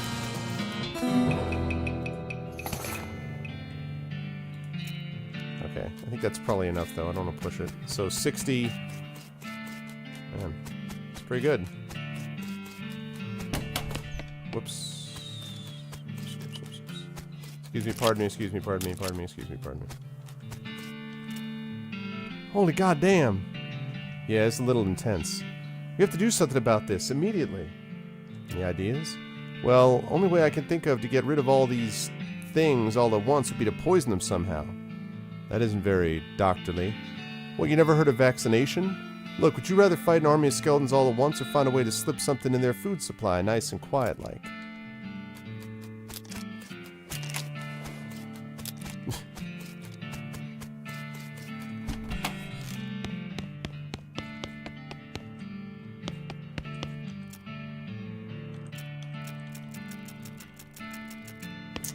Well, how do I...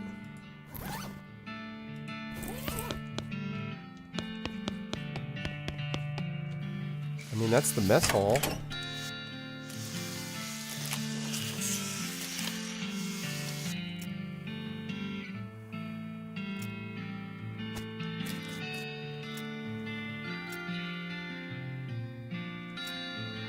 Shoot, that's not what I meant to do.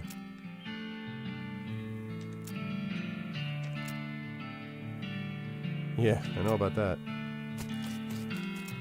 Oh man, okay.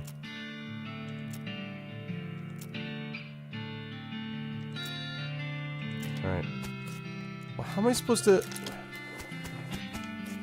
I have poison. I mean, I do have poison, but like, how am I...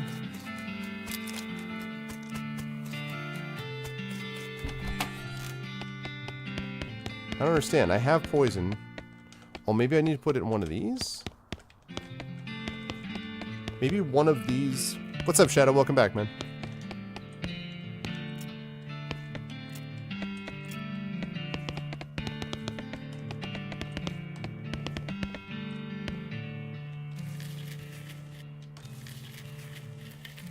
I don't know. Maybe I need to get this item somewhere else to deal with Fort All Dead.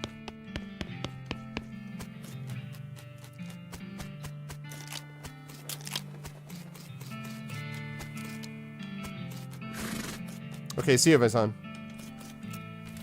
Thank you as always for stopping by. Okay, so we got the Lost Dutch Oven Mine. We should probably hit that up and then go to Danny's Tannery, I think. And then we'll be able to go to the west side of the mountains. So, let's hit up this first. You find a liquor cabinet standing in the woods. Maybe there used to be a house around it. You try opening it but find it to be locked. That's probably why it didn't get stolen by whoever stole the walls. Do not have a needle with me though, because I used it up on those other things.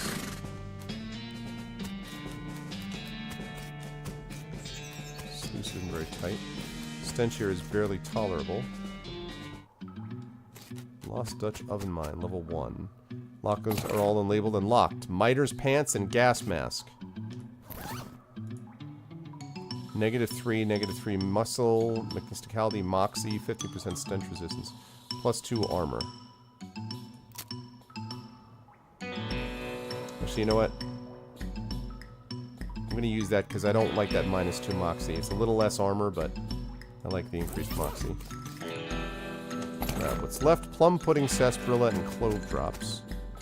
Here we go, another spittoon, the running joke. I don't know what kind of tobacco these miners are chewing, but it must be extra corrosive because this brass spittoon has a hole eaten through the bottom and dark stains underneath it where the spit leaked out. Although oddly, it doesn't seem to be leaking now and it's half full. I guess the miners plugged the hole with something. It's a spittoon, it's disgusting. You can practically see the stink lines coming off of it. Come on, let's not do this. Oh geez, fine, okay. You crouch down and take a careful look at the filthy spittoon. The inside is blackened with years' worth of stains. The death broth inside is a rainbow sheen like a parking lot oil spill, and occasionally a little bubble pops in the surface. You can actually feel a slight warmth radiating off it from whatever dire chemical reaction is taking place in there. You realize you're holding your breath, not deliberately, but from the human body's natural instinct from self-preservation. Imagine someone made a big pot of chili con carne and left it under the porch. 3 rats crawl into the pot, eat half the chili, and then die. A week later, a family of cockroaches takes up residence among the writhing maggots. Then the cockroaches smoke thick black cigars which they light with tufts of burning human hair. That is what it smells like.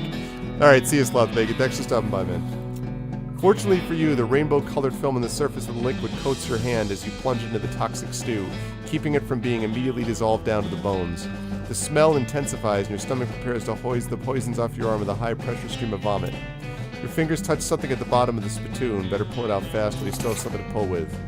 You pull the world's most disgusting pair of pants out of the spittoon and jump back at the hole as the hole at the spittoon's bottom, now unplugged, begins to leak steaming filth. Congratulations, you are now the proud owner of the worst object I've ever been paid to think about, narrowly defeating a leather bondage harness made from the skin of a clown. +2 armor, +2 speed. Schweppes Cran Raspberry. Oh, man. Canada Dry Cranberry, Canada Dry Blackberry. Both good ones. +2 armor. This is better. It's +2 armor and +2 speed. Can of kerosene and a sulfur match. Weakens foes, makes them flammable. Aha, I see how this works.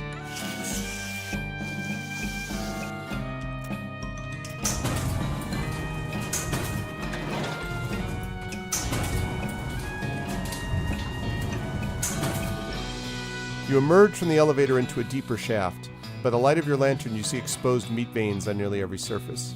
It's unusual that there would be this much readily available meat left in a working mine. What were they digging for if not this?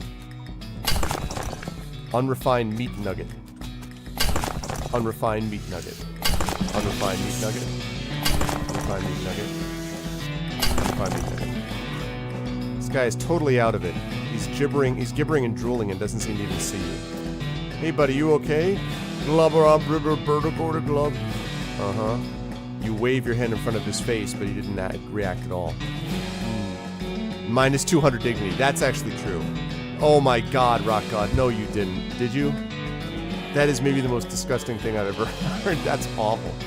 It's good, man. Oh, what's up, man? It's excellent. It's real good.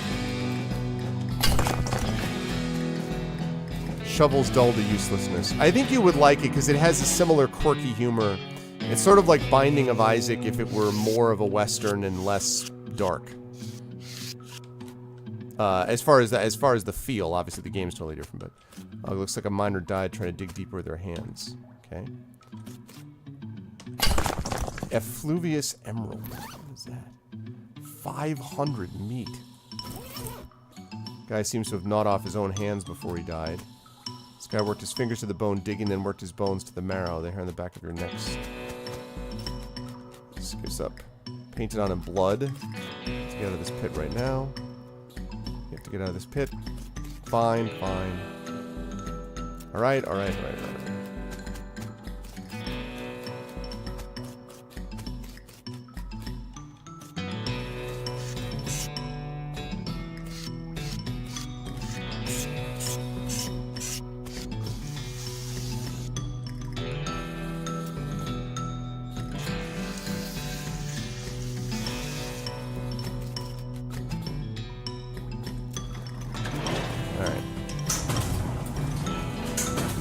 Got all that we can get basically from here.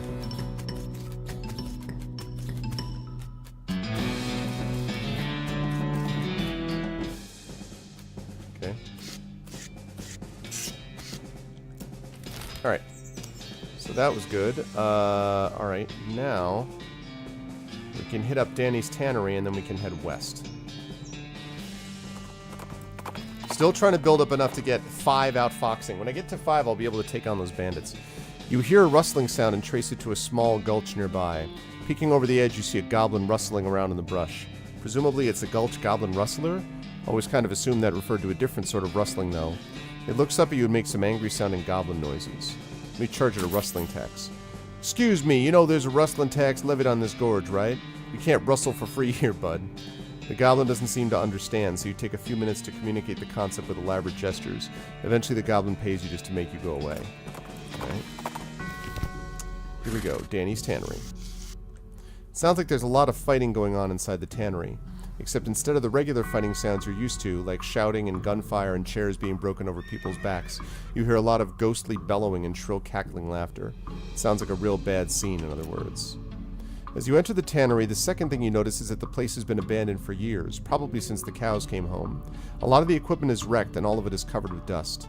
The first thing you notice is that there are a bunch of rodeo clowns in here fighting with, well, they aren't cows exactly. They're more like the possessed skins of cows. That's a little strange because you've seen people wearing, for example, cow leather chaps, and you've never seen anyone being attacked by their chaps. Maybe there's something about the tanning process that makes leather impervious to possession, and these cow ghost whatevers are untanned hides. In any case, the clowns and cows seem preoccupied enough with their fighting that they haven't noticed you. At least not yet.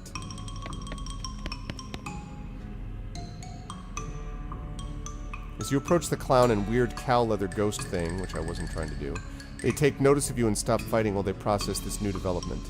The clown, fortunately, seems to decide he hates cows more than he hates you. The cow, unfortunately, decides it hates you more. I hate it right back. Alright, we got an ally.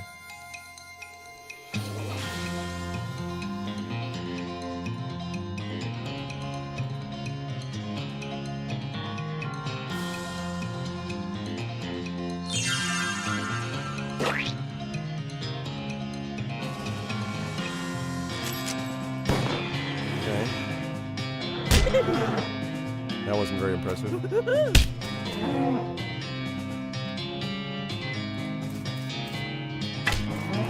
Nice. See ya. You beat the gal, but the enemy of your enemy is apparently not your friend because the clown decides it's his turn to be on the right side of the screen. Alrighty. Well, let's cast Bean Shield. Let's cast Bean Golem. And let's reduce your muscle, Miss Chaldean Moxie. There we go.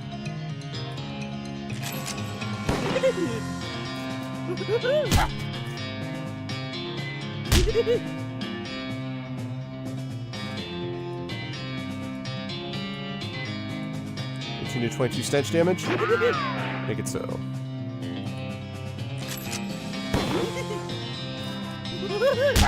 Ow. Bean Golem not doing a lot of damage. Nice. Doesn't matter though. That's one clown and one cow down.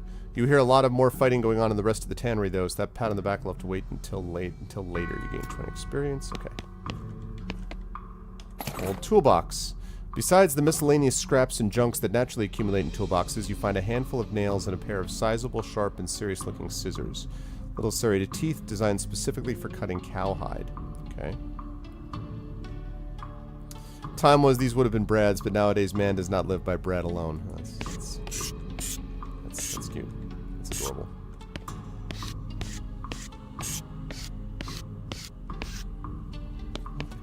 What's all this?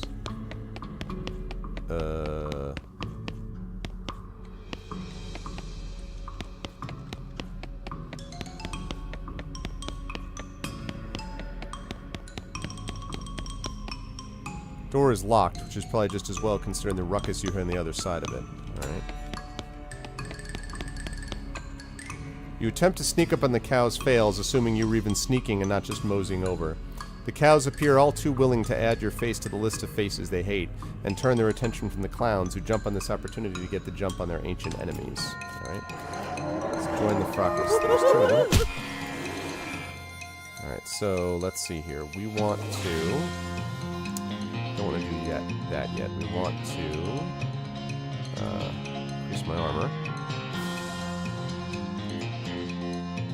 I want to summon a bean golem.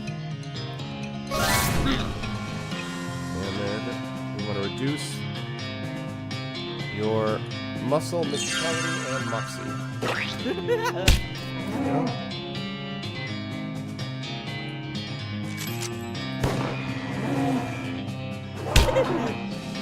These clowns do not take a lot of damage. It's really cool looking enemies.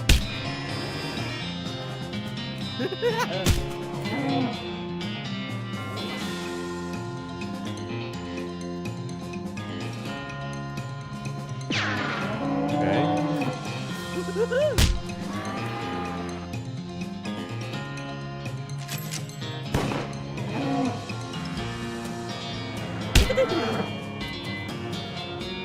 Such a bizarre story, and I never played the original West of whatever it is that was the original game that people could play, like back in the day that this is based on, so...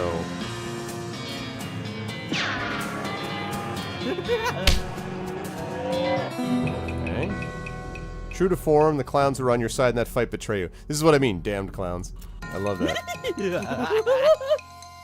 Alright, so... Bean shield. Let's see. Bean golem. Kingdom of Loathing, that's right, that's right.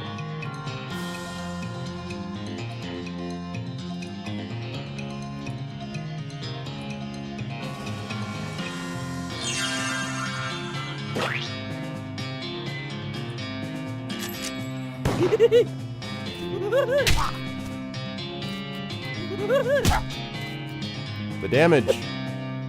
Don't whiff.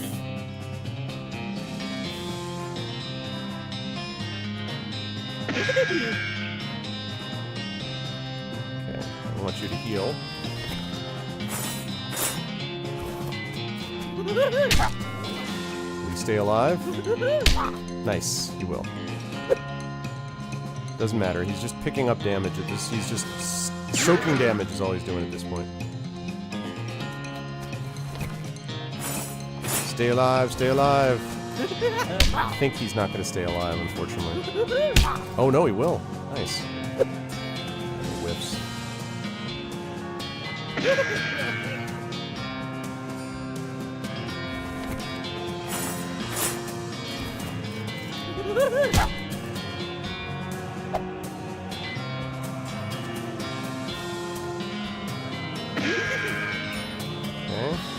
Keep him alive.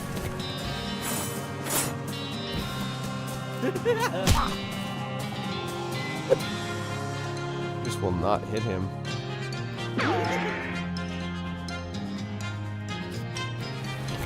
It is a magic flow. It is a bean golem. Man, no, it's a bean golem. In fairness, so.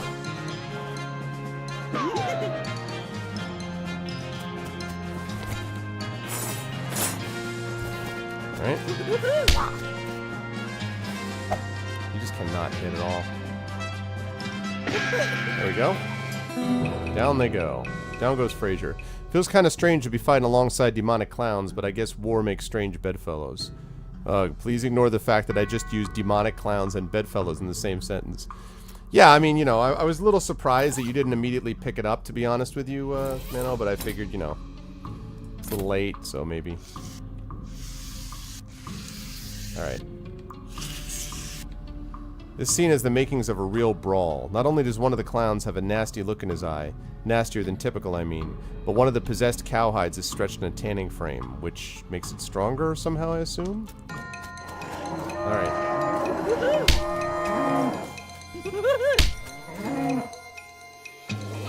Alright, let's see. So first of all, yeah, an Ungoliath. I don't even know what the hell that is, but it sounds bad. So let's cast a spell on myself. Alright. Let's summon my boy, the Bean Golem. Now we're going to use a little bit of... Alright.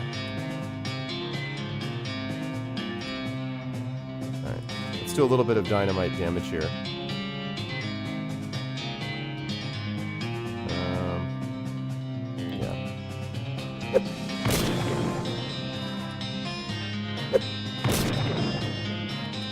This dynamite, the fact that it doesn't use attack points makes it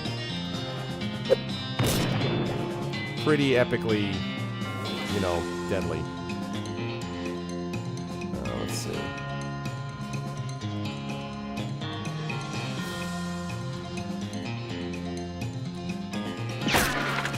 There we go. Whiff.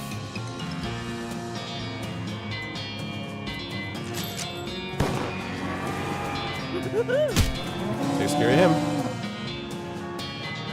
Well, I was worried that that thing had like massive. It was only a few dynamites that I used.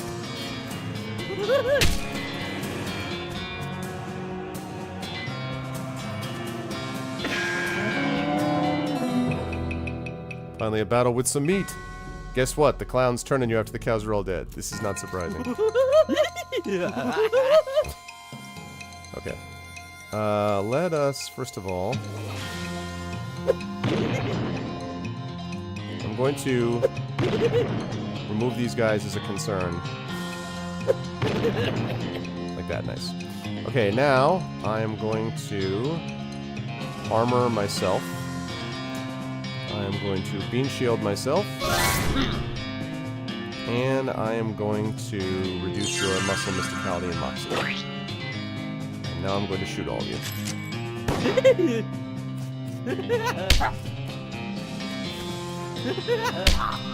Ow! Holy crap!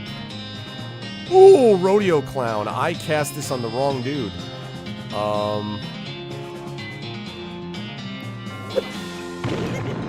I gotta take him down a few notches.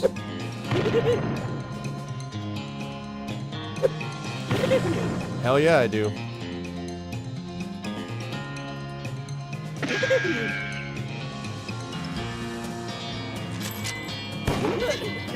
Alright, good.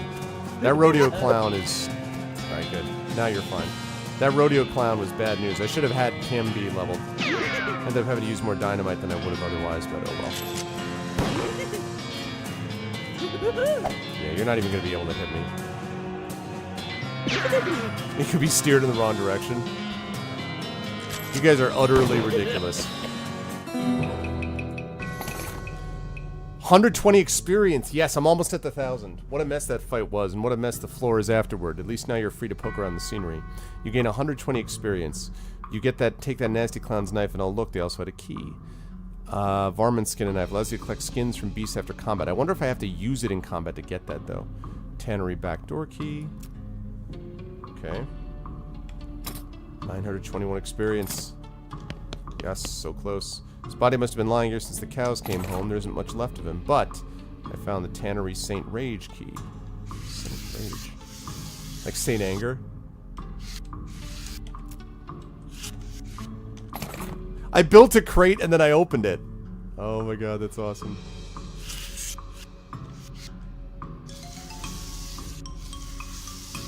You show corralled them in.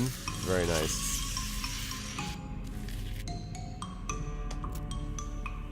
Oh boy, oh geez, this is not a good situation to be in. You quickly hide behind some old tan hides. Huh. I just Holstein everything is Terma, okay? How dare you make this claim? Okay. Is that why they're called that? There are 3 clowns out here, each armed with a nasty looking knife. One of them is licking his knife, and the sound makes you think maybe he's literally sharpening the blade in his tongue. They are facing down 2 of the stretched hide cows and a monstrous thing that looks like an entire cow skeleton draped in flayed cow skin. I bet you lot think you're real clever breaking through to the human plane. Did you think we wouldn't follow you? Moo. Did you think you'd find a weapon dear to use against us? You're just trying to escape. Moo. What? You take that back. None of them seem to have noticed you. It looks like you could sneak back through the door if you're really careful.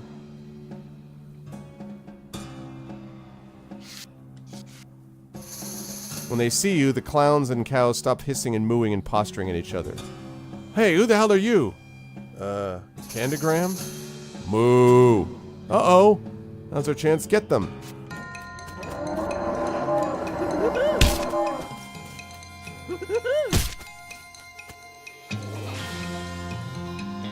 $56 out of 90.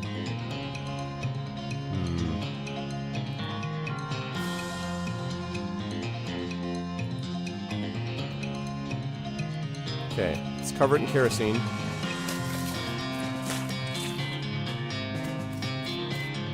And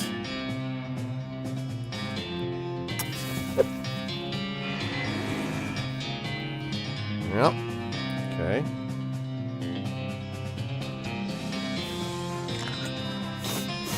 Want more action points. Good, okay. Now we got that going on.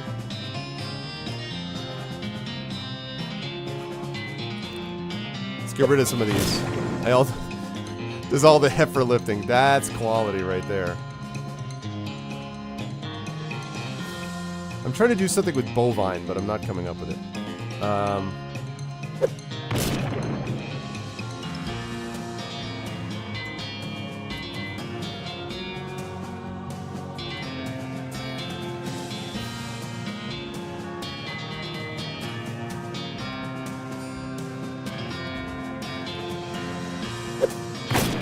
Alright. Let's see.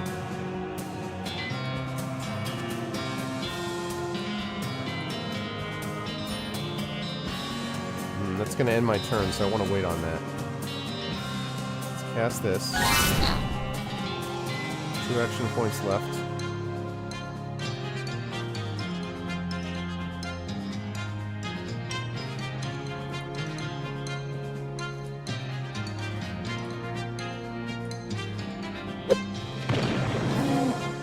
No bovine intervention. No bull about it. Okay, there we go.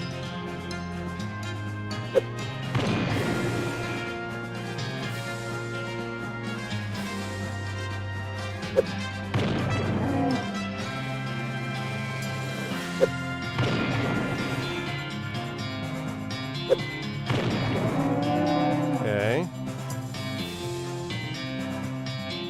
I'm going to save one of these dynamites. Well, I was going to say I should save one of these dynamites in reserve. Let's cast Butterbean. Drop its stats down.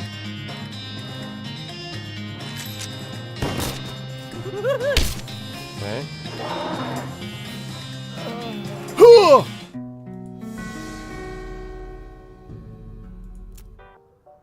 What the are you joking me? Oh, come on. Are you joking me with this one-shot kill stuff? Come on. Ugh, what garbage. Ugh. Ugh. Ugh. God damn it.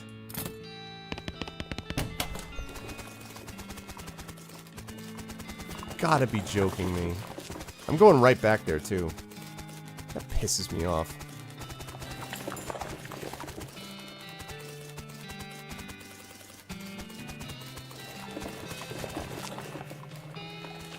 Man, that's obnoxious.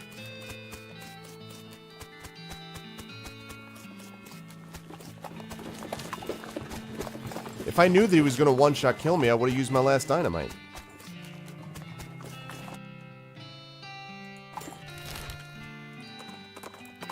Do I have to go through all those fights again? No, I'm not dealing with a Hellcalf right now.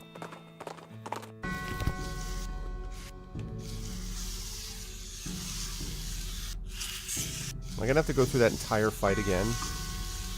Please don't tell me I have to go through that entire fight again.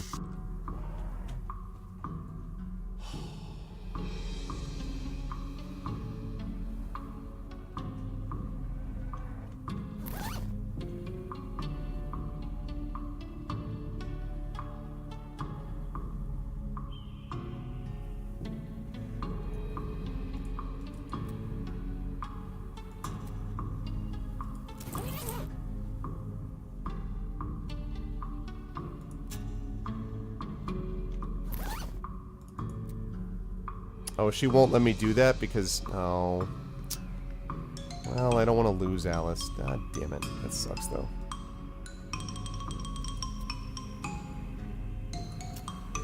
Okay.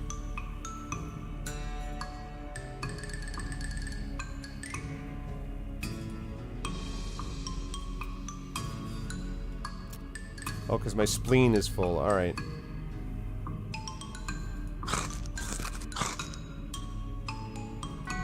Okay.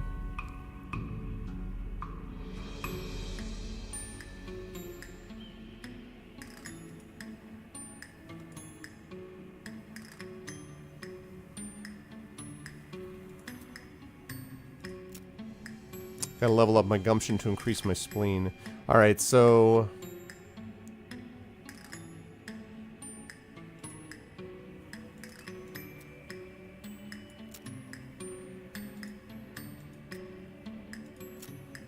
Alright, well...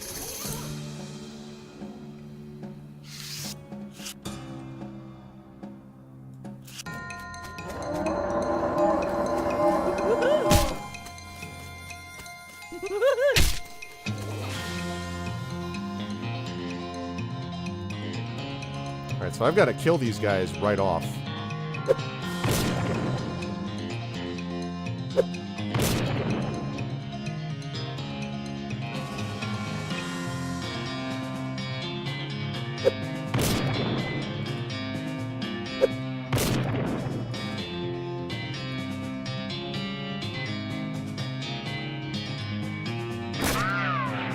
Hit points, I like that.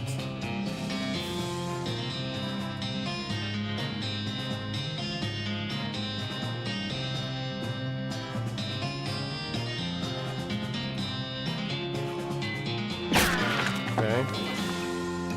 What do I have these bullets for?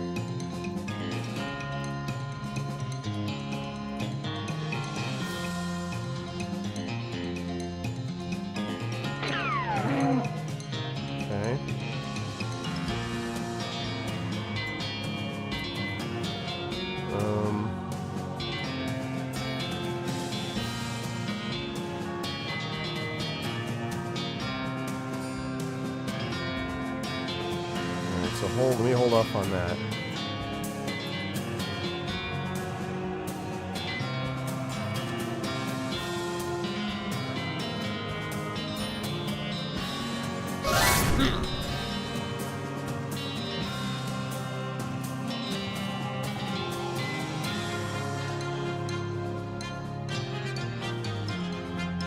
I'm nervous about this thing.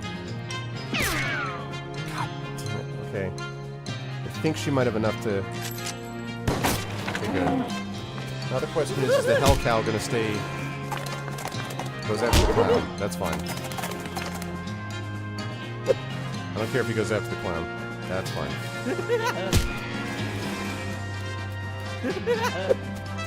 Lift. Alright. Let's see. Let's drop your stats down.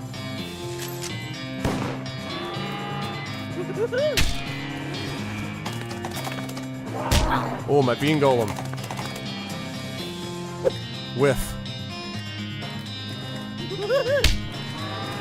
Almost. That should do it. Oh, come on.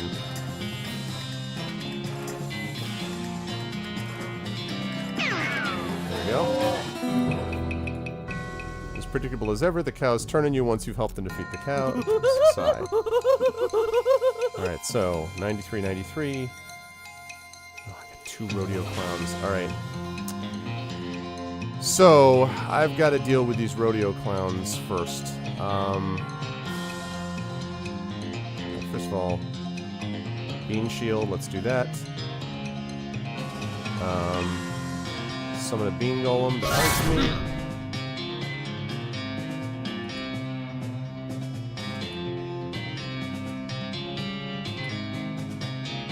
That guy looks to be more of a threat to me.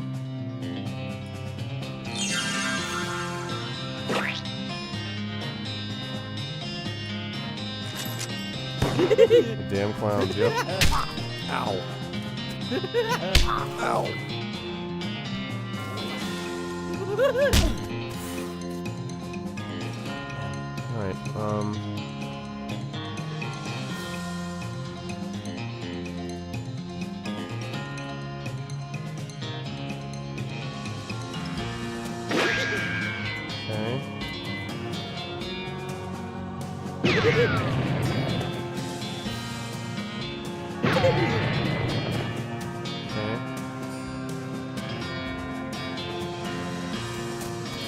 I'm doing everything to this guy.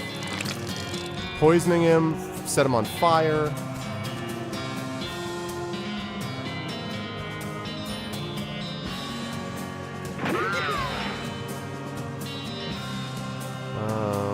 Okay, I want to keep him as maximally healed as I can. Ow. Ow. Okay.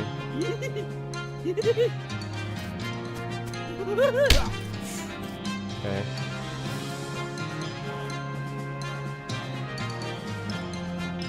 Let's see.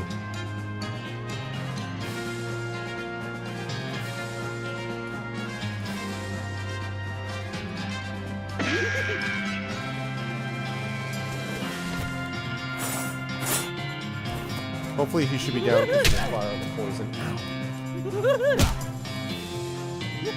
Okay, good. Good. Alright, next step is you. Next step winner is you. Let's see.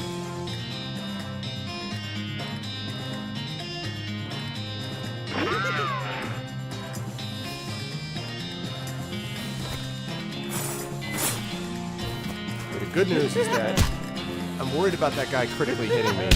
This guy's not a big deal. I'm worried about him critically hitting me a lot. I am very concerned about that.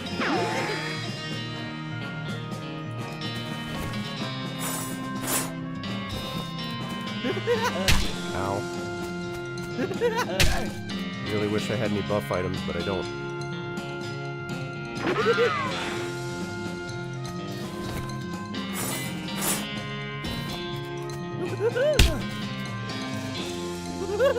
One of these guys ever critically hit me, I'm in trouble. But otherwise, I think I can out DPS them, but...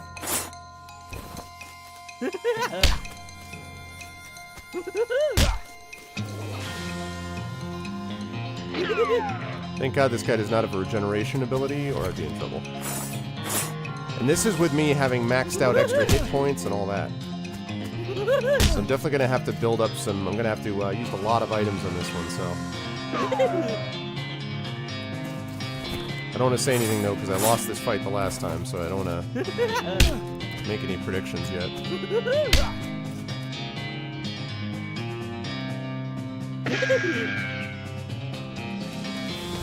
Just want to keep on healing. Ow.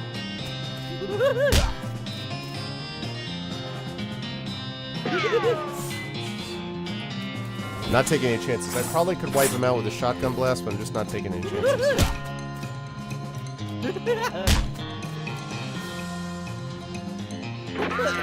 Nice, down he goes. Right, now I'm in pretty good shape. Well, that happened to me before. I think you were gone when I stumbled into an area that was way stronger than I should have been in, to be honest.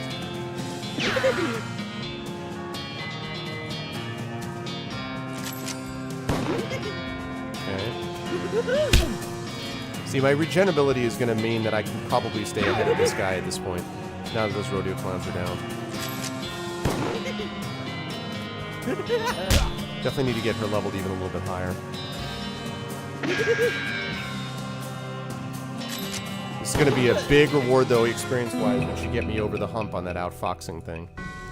Phew, it's a good thing the clowns hate cows more than they hate humans. That fight would have gone way worse.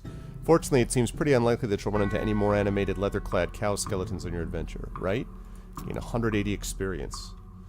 Nice. It was expensive, but looks like it was too tan to be possessed.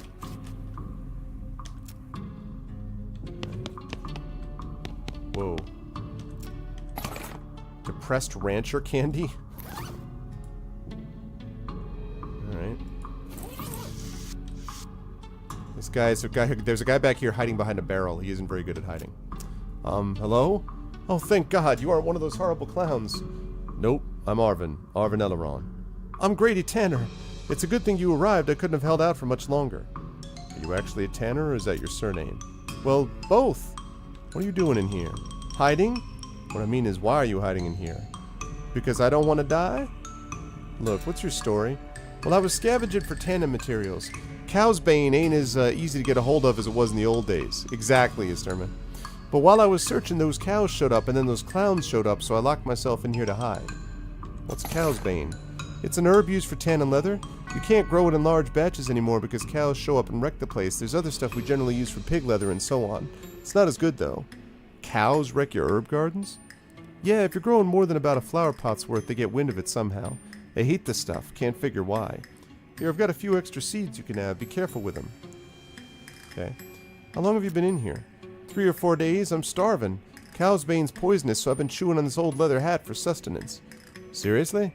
Yep. Want some? No. Well, I took care of the clowns and the cows, so consider yourself rescued. Wonderful. Thank you. As soon as I get a new shop set up, you can count on me for any leather goods you need, and first one's on the house. You wouldn't happen to know where I might set up a new shop, would you? What happened to your old shop? Care to guess? Cows? Yep. There's an empty lot in Dirtwater you could probably use. Great, I'll head right there. Thanks a million, partner. I owe you one. No problem. Alright, cool. And there we go, guys. 1101. Outfoxing. Maxed. That's cool. Alright, now, the next thing I want to be able to level up is my Bean Golem, because I use him quite a bit. So I'm going to increase his power and ability. So my outfoxing is now 5. That's what I'm talking about. 5. Which is pretty cool. When I get my leveling back up, I want to work on some blood beans too, but I wanted to get that Bean Golem up, so.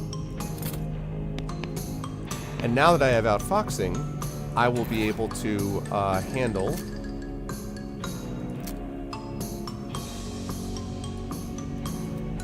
now that I have... sorry, just looking at that. Okay. Now that I have the outfoxing, I can handle those bandits as well. So, that'll be useful.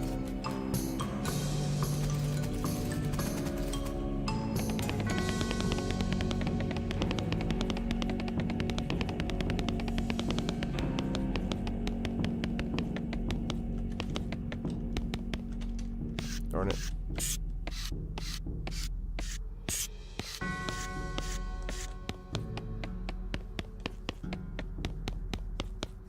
They actually even have some clever, like, environmental setups for things like this, too. Alright, cool. Alright, so first order of business is we're going to head back to Dirtwater because I want to see if the guy's going to give me what he said he was going to give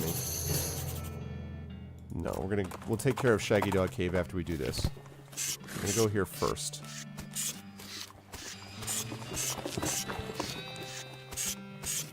I also have some stuff that I have to pick up in general.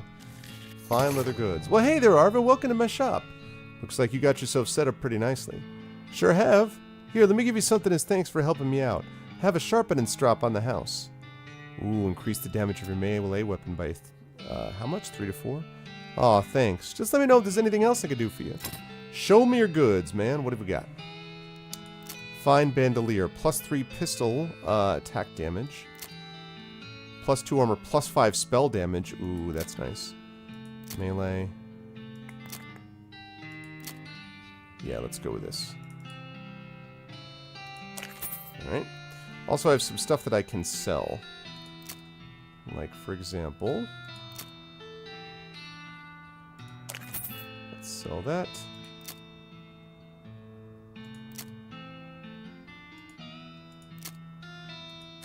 There we go.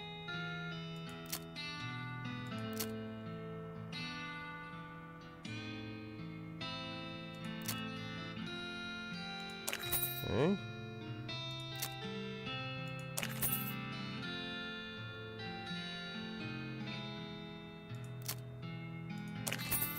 Okay, selling more stuff.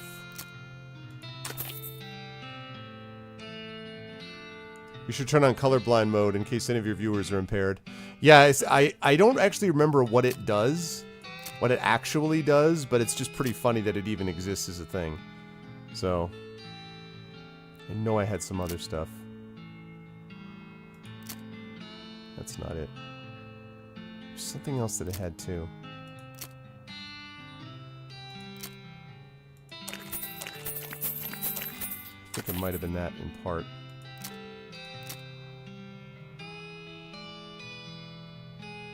Alright, I think... No, I'm going to save that. I think we're in good shape with this. So,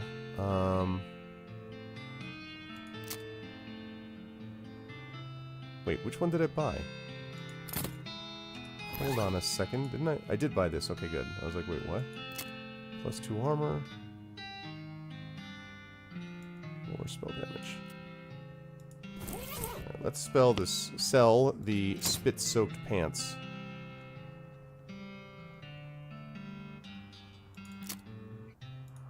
Okay. Alright, I also need to get some healing items and buff items and things like that, so... Oh, and also...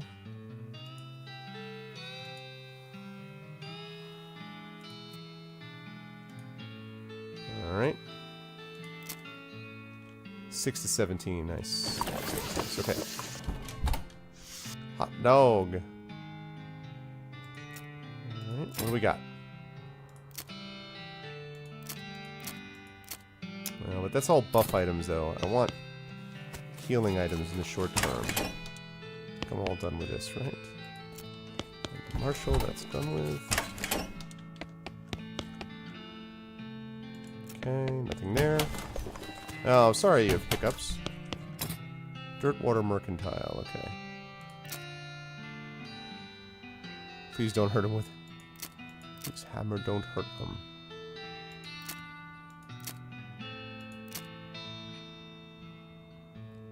Bars of soap.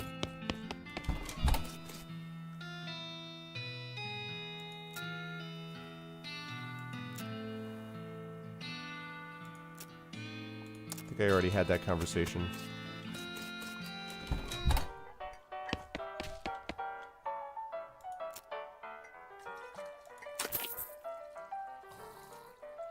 Let's see.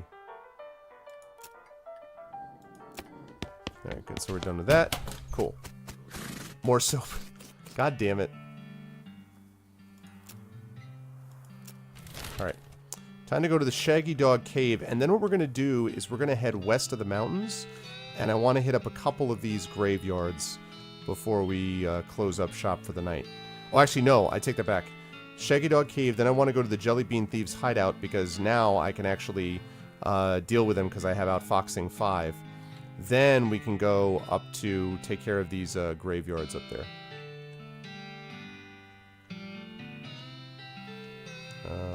Right, so. He just has... You can enable funny walks, so that's why. You hear a groaning noise a short distance away and investigate. A cowpoke is sitting against a rock with his leg bent in a way that seems incorrect. What happened? Dang horse threw a rod and I fell off. Think I busted one of my dancing arms. Think you can help this guy, Doc? Wouldn't be much of a doctor if I couldn't fix a busted dancing arm. Whee! That there's some fine work. My thanks to you, Doc. Don't mention it. 25 experience. Nice. 25 experience. Should be enough to get my blood beans up. See, the thing about blood beans is now I'm going to heal 5 in combat. What's the next one? 7 hit points per round next time. Okay.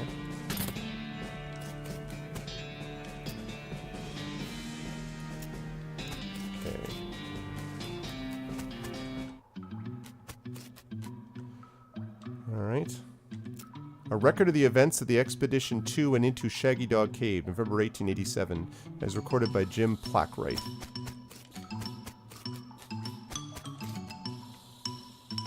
Having acquired through various and sundry means a story which is interesting in its own right, but better saved for another time, a map purporting to lead to a large cache of jewels and ingots of precious metals hidden by the infamous highwayman and train robber Black Cole Jr.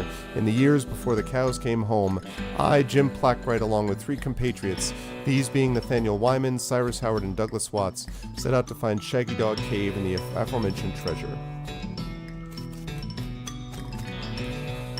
Our equipment and provisions consisted of 1 cart and a horse to pull it, 4 additional horses to be ridden, 2 shovels, a spade, and a mining pick, a large coil of rope, one large basket of eggs, as well as an assortment of other trail provisions and cookware, my own collection of blank plaques and engraving tools, one large and shaggy dog, and a butt-for.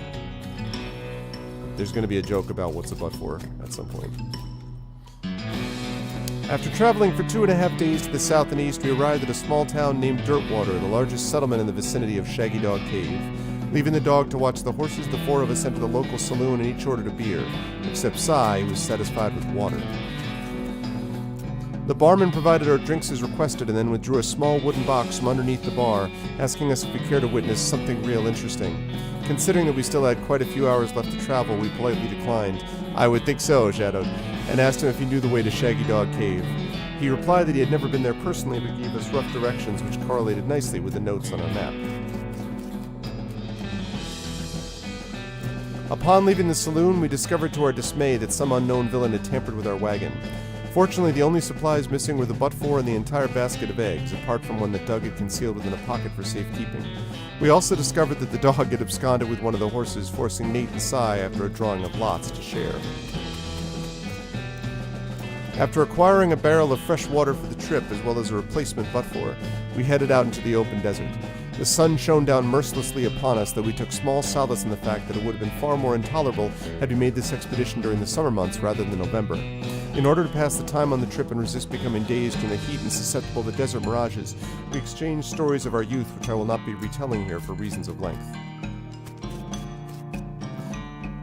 However, I will relate to you 3 odd occurrences that happened to us during our trek through the desert. The first was 2 or 3 hours out of Dirtwater when Nate noticed a glint of sunlight upon a metallic object partially buried in the sand.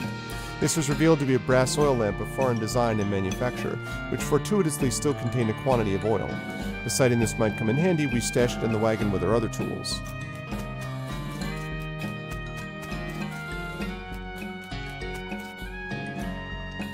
Our next encounter was with a nomadic goblin tribesman who we discovered spoke excellent English. It inquired as to our destination, and we replied that we were looking for Shaggy Dog Cave, though we did not disclose the reason for our journey.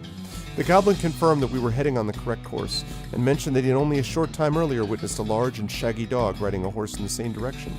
We all agreed that this was an unusual sight indeed, and continued on our way.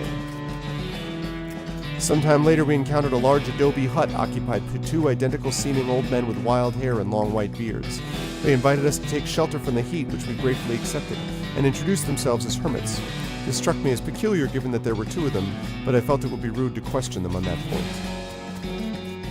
This led to a hell of a payoff. One of the hermits confirmed that we were near Shaggy Dog Cave, and the other hermit confirmed that was what his brother said was true. They also commented that they had seen a large and shaggy dog riding a horse in that direction. We all agreed that this was an unusual sight indeed. The hermits refreshed our water supply in exchange for a butt-for, and we continued on our way, excited to finally be nearing our goal.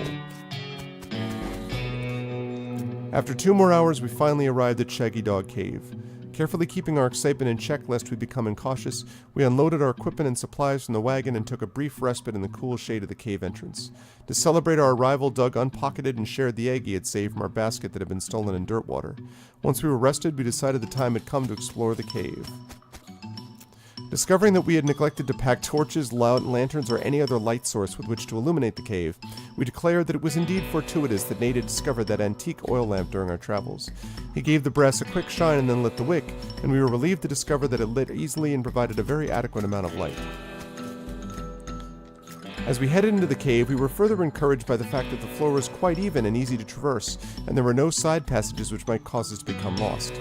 Despite this, I resolved to hang a number of plaques to mark our progress through the cave and engrave them with the tale of our journey, such that others who discovered the cave after us might be entertained and edified by our story. Soon we came to the end of the tunnel. While Nate, Cy, and Doug took turns with the excavation, I completed the last of the aforementioned plaques. It was a matter of perhaps an hour before Cy's shovel struck a wooden surface with a hollow noise, and we hauled a traditionally styled treasure chest out of the hole with great excitement. The chest was locked with an ancient and rusting iron padlock which broke easily from a single swing of our pickaxe. We opened the lid slowly, and the flickering light of the antique oil lamp shone brilliantly upon jewels of every color and shining ingots of precious metals, just as promised by the legends of Black Coal Jr. Joyous at our triumph, we loaded the chest into our wagon and began the journey home. Thank you for reading, and may our own endeavors be equally successful. Signed, Jim Plackwright.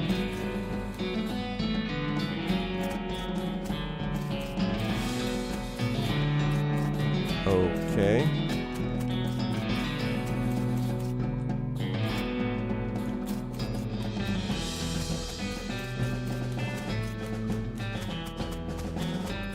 Don't entirely know what the point of all that was.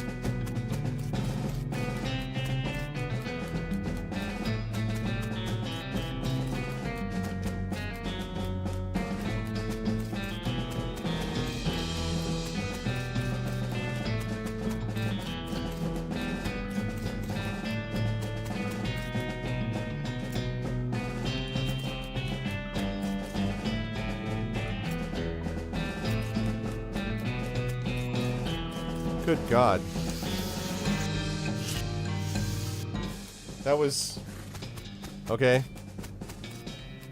Interesting situation. Yeah, well, the Shaggy Dog... but the thing is, the Shaggy Dog joke is just a long joke. Like, it doesn't... it usually... eventually leads to something.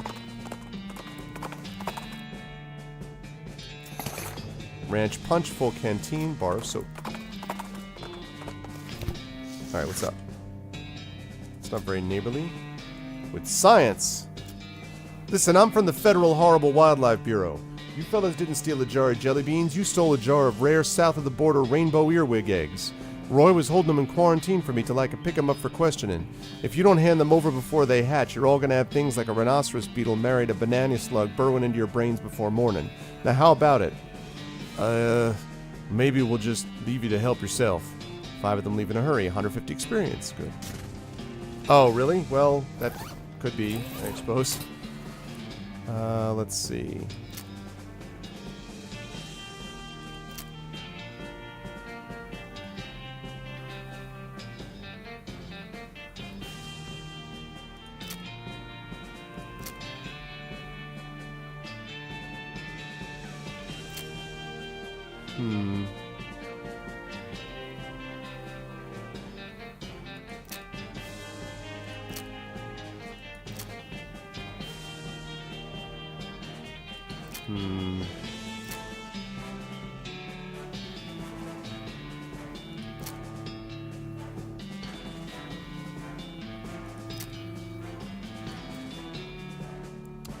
One experience.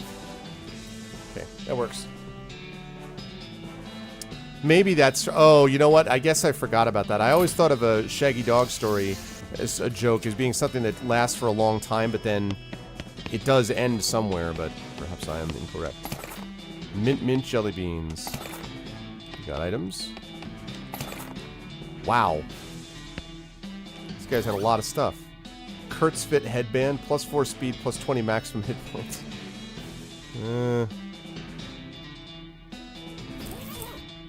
Still better.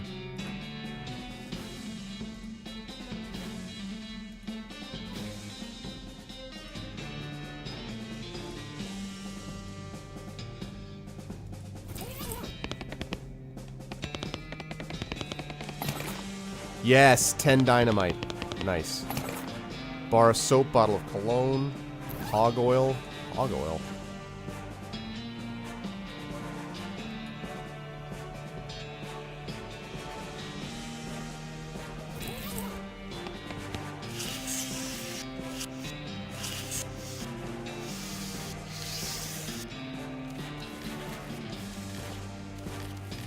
Alright, well that was pretty good.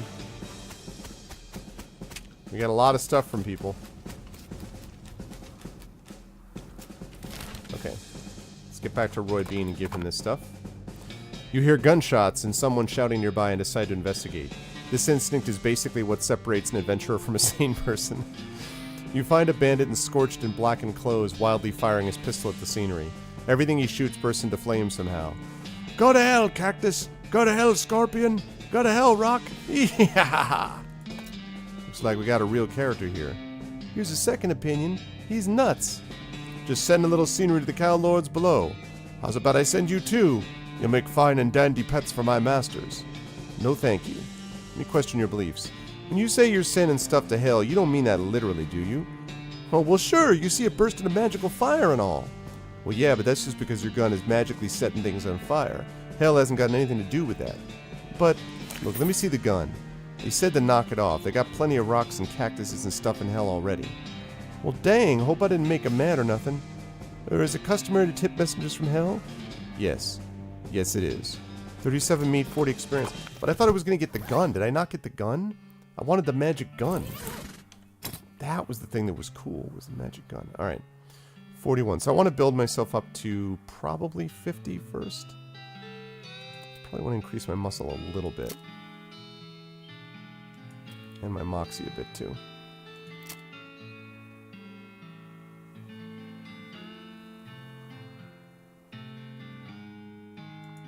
Grit, gumption.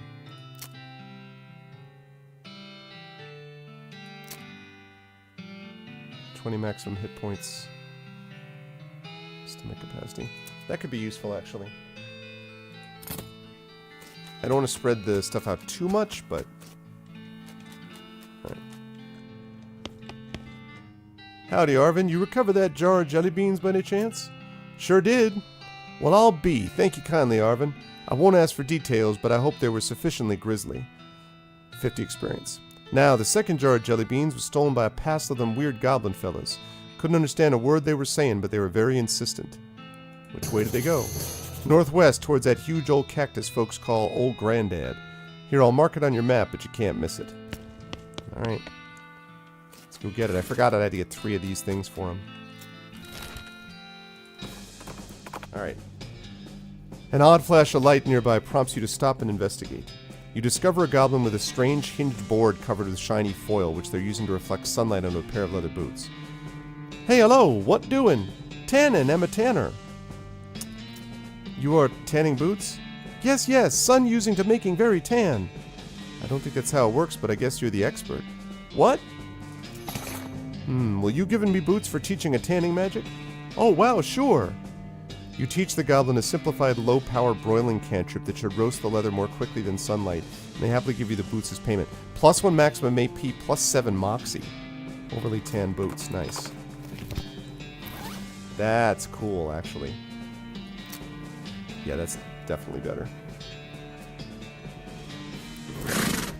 And then, what else? We got experience. Almost up to 100. I'm going to want to go up to 100. Actually, for that's what I should do. Is get up to 100 and then level that butterbean. I think that's what I'll do.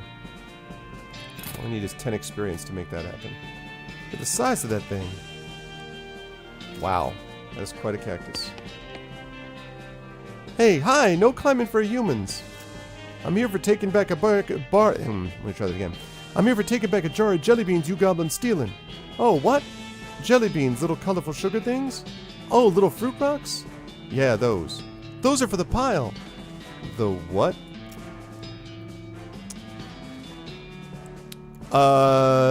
Yeah.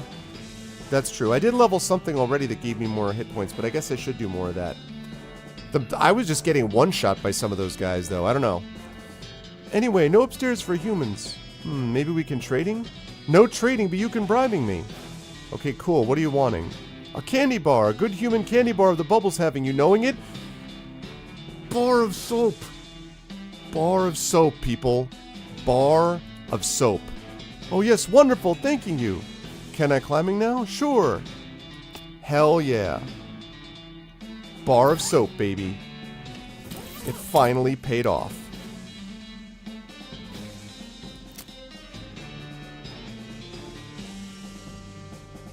Yeah, I guess it can increase my hit points, actually. You may be right about that. Maybe that does make more sense. Now, you know what I'm going to do? I want to increase that, but then...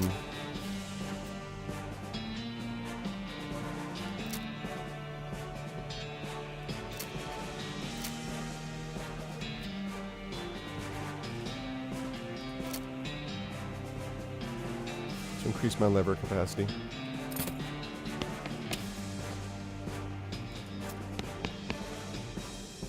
What's up, bro? Hello, no climbing for humans, too bad. Can I bribing you to letting me climbing? Oh, okay. What are you wanting? Cactus syrup. A delicious vein is being in the other room, but had losing my tap. Okay, I'm being right back.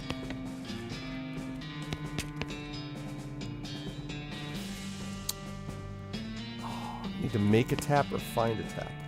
How much do I need? 40 mysticality? 40 moxie. Jesus. Okay, I need to increase my moxie.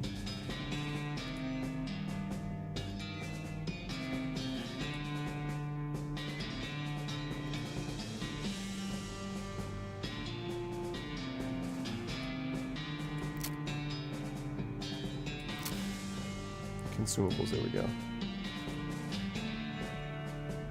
Increases it by 5.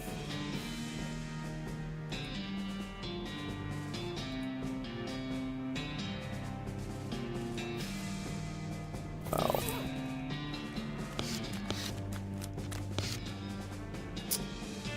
$40 mysticality or 40 moxie. Wow.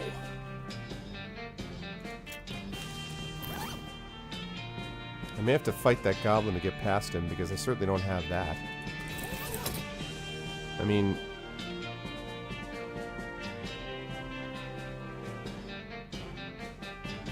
yeah, no. Sorry, goblin. Like to help you out, bro.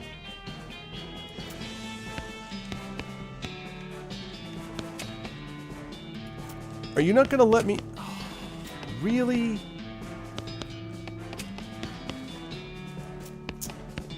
Wow, so I'm not allowed to fight him? That's lame. I didn't even know what I was gonna need. Man.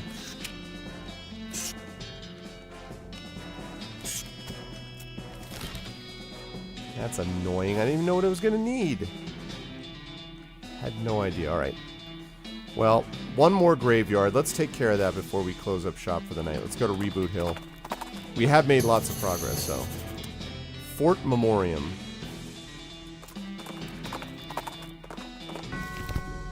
Okay, here we go. Reboot Hill. Reboot Hill. Don't worry, it's just painted. Back here.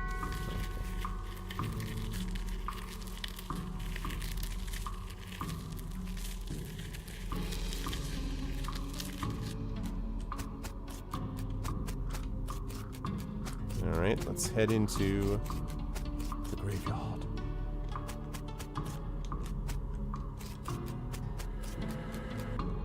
You see the ghost of an elderly woman holding flowers. She seems lost and depressed, above and beyond what's expected for a ghost. Howdy, ma'am. Is there something I can help you with? Oh, it's so awful. I can't remember. I can't remember at all. Let's start at the beginning, okay? Well, you see, I had 4 daughters. They married 4 brothers, the Smith boys, and after that they each had 5 daughters of their own. Unfortunately, I outlived every one of the 24 of them. You know you're a ghost, right? Oh, yes. In fact, I died here in this graveyard where they're all buried. I came to visit them, and I suppose my poor old heart finally gave out. That's not the problem, though. 95 years is a pretty good run, after all. So what did you forget? I brought this bouquet of flowers to put on my favorite granddaughter's grave, but I can't remember which of them was my favorite. I'm so ashamed that I can't bear to leave until I've remembered. I see. Well, maybe I can help you figure it out. Well, thank you. I'd appreciate that ever so much. No problem, ma'am. Can you remember anything about your granddaughter? Well, I'm quite certain her first name ended in a vowel. I was 40 when she was born. Oh boy, here we go. Name ended in a vowel. Alright, put your thinking caps on, people. Name ends in a vowel. 37 to 42 when born. First name longer than last. Not buried next to daughters. Passed at the same age. Died when Becky did.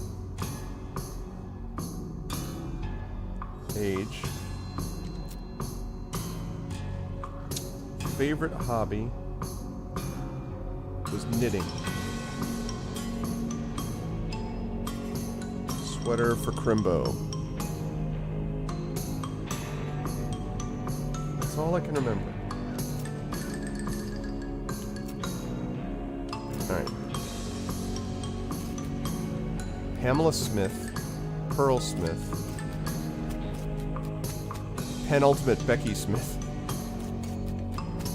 Leslie Smith, Lilith Smith, Little Becky Smith, Penelope Smith, Patricia Smith, First Becky Smith, Fiona Smith, Paula Smith, Lenore Smith, Leilani Smith, Linda Smith, Margaret Smith, Madeline Smith, Faith Smith, Fidelity Smith, Farrah Smith. What?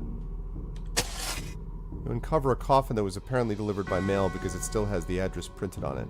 Either that or this was a joke about somebody going to Hellstrom Ranch after they die. Melissa Smith, Magdalene Smith. Okay. So... oh, god damn it. Rebecca Smith. Billy Spider McKinley. Turned out to be way more than one. Wise old Jed Marmot. This time the bar ate him. The ground here seems reasonably soft. We got a marmot skin cap. +7 pistol attack damage. Peggy Immortal. Kind of ironic. Bill Bunkerston. He was a real buttface. What? He's a real buttface. Big Bob Hurlingham. Gone to the big pie eating contest in the sky. Got an item. Tripe pie. Okay. Snidely Crandallsworth. He was sort of like a Benjamin Button kind of thing. 1879. Clean Willie Hinks. Really is going to hate this burial thing. Annette Sentibaum tried to eat her way out of a bear.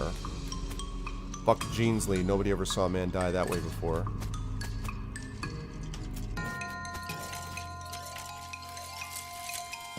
Oh god. I am big time screwed. Screwed. Screwed? Yep. Well, that sucked. Okay. Not waiting in. Not waiting in. I'm out from there. Okay, so let's see. She's not buried next to her daughters. She died after Becky did. Her name ends in a vowel. Alright, so 1859. Oh, damn it.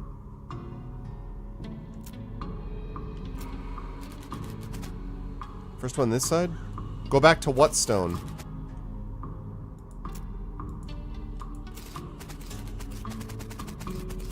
This one?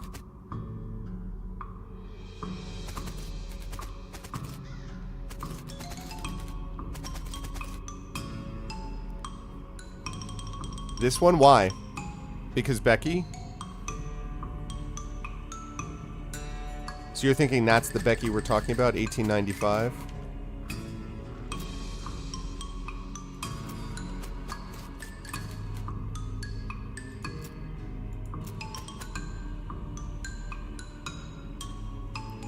Died when Becky did. Well, but Becky was her daughter, right? These were all the granddaughters. Isn't Rebecca Smith the daughter? So 1895, 1859, 1857, 1875, 1859, 1859, 1864, 1886, 1862, 1875, 1850, 1863, 1864, 1878, 1856, 1880, 1884, 1875, 1859, 1888, 1874, 1885, 1867, 1863, 1880. Wait, what? She said died when Becky did.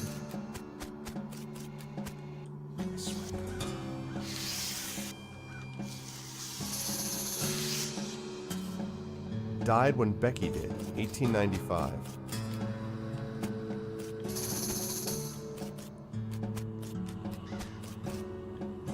'59, 1886, 86, 1863. So that can't be the right Becky. Can't be the right Becky.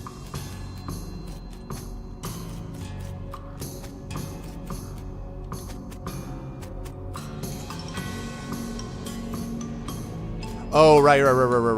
That's right. Yeah, good call. You're right. So she's Rebecca Smith. Okay, you're right. So, little Becky Smith. That was the first Becky, I think?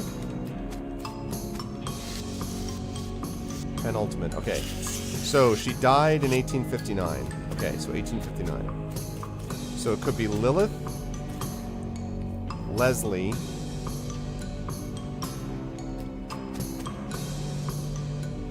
So it could be Lilith, Leslie.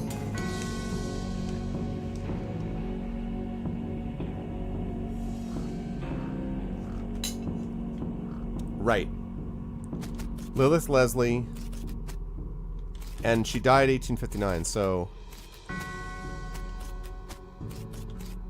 64, 1880. 56. Faith.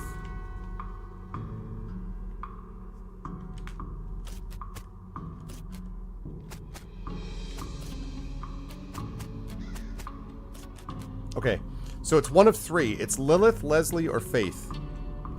It's Lilith, Leslie, or Faith are the three. No, but what it said was that she died when Becky did. So I'm assuming that's her first, like, little Becky. So I think it's little Becky. So she said she died when Becky did. So that means the person died in 1859. And she said it was her Becky. So... Right, and it can't... That's right. Oh, so it's got to be Leslie. If that's true, that's true. It's got to be Leslie. But that assumes that I'm getting the Becky part right.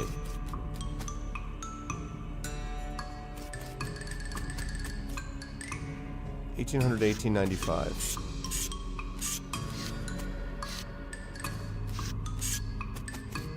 Okay, Leslie. Now, is her name 1, 2, 3, 4, 5, 6? Yeah, so her first name is longer than her last name, so that's right. Not buried next to her daughters.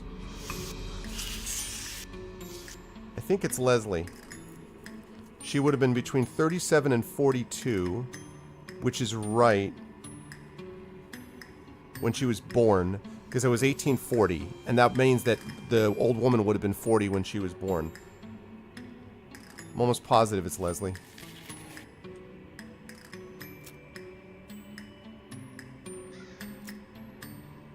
Was it Ali?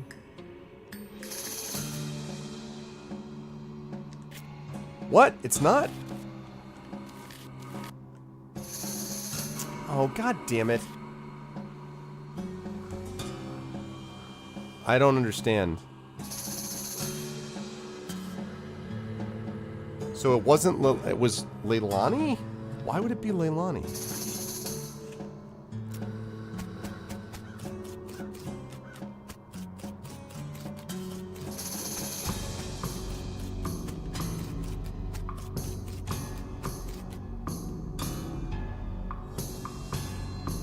That doesn't work because she was too old. It wasn't Leilani because she would have been too old when she was born. I don't get what was going on there, but whatever. No. Vernon Pensacord, professional sword swallower. Dynamite Jim Fresco, all the bits we could find. Tombstone is big and fancy and has a door on the front. Inside there is a document and a weird little metal object. Document describes a tontine, the burial wishes of Chet Bustersley, and a weird sequence of letters. B-T-L-I-T-R.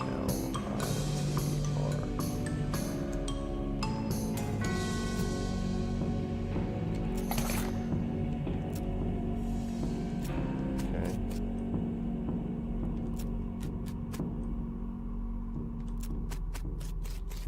We do not have safe cracking.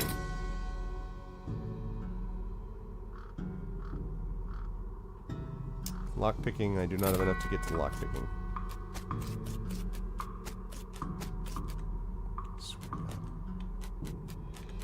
Alright. Shank Weems, we're reasonably sure he's dead. Adam L. Omada, they caught him coming and going. Yeah, that's cute. Adam L. Omada, cute. Drowned in a whiskey barrel, it's what he would have wanted. Get decent whiskey.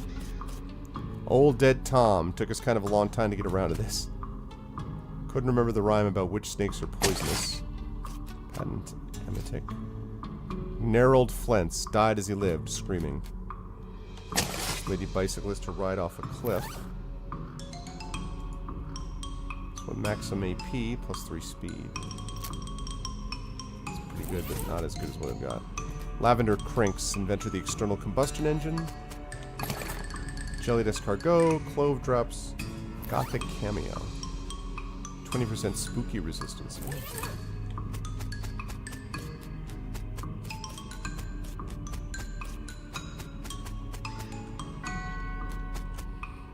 Xavier J. Hornhog ran for mayor right off a cliff. Lucky Vinnie Pike. 1864. It's bound to run out sooner or later. Gina Slapradish. 1797, 1848. Ate too many wasps. Hazel Batchley embroidered herself to death. That one guy. You know the one. Yeah, him. Brett Haggins, the most strikingly rat-faced man any of us had ever seen. Tried to eat a live eagle on a dare. Item, handful of loose teeth. Skeleton doesn't seem particularly threatening apart from being a general reminder of your own mortality. Hello, who are you? My name's Bernard, but shh, lower your voice, they'll hear us. Who, the cultists? Shh, yes. Not a fan? They're reanimating dead people's skeletons. I don't want to be reanimated, it sounds horrible. Can you imagine having to walk around without your skin on? How embarrassing, not to mention cold. Sure, well, plus I mean dying's hard enough. Who wants to come back to life just when you've got used to being dead, right? I could see that. Please, can you do something? I don't want them to find me. Okay, I'll let you know when it's safe. Great, thanks. I'll just hang back here until the coast is clear. That tells me that there are cultists nearby.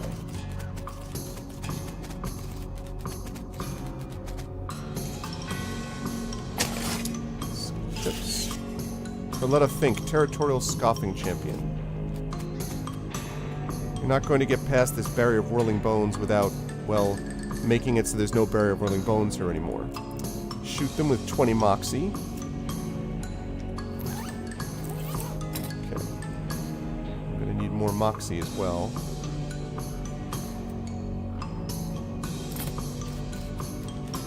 Susan Bollingstrom, buried with her treasured collection of dog ears. You hide behind a tombstone and wait.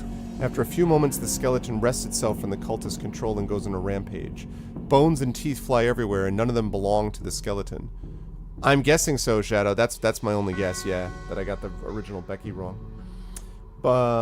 Seemingly satisfied with the carnage it has caused, the skeleton scratches something into the ground and then shuffles off to the south. Grutch. Thed Vroom, 1837-1881. Nothing left but boots and teeth. Intermediate Nex-Mex. Vampiric Yodel skill.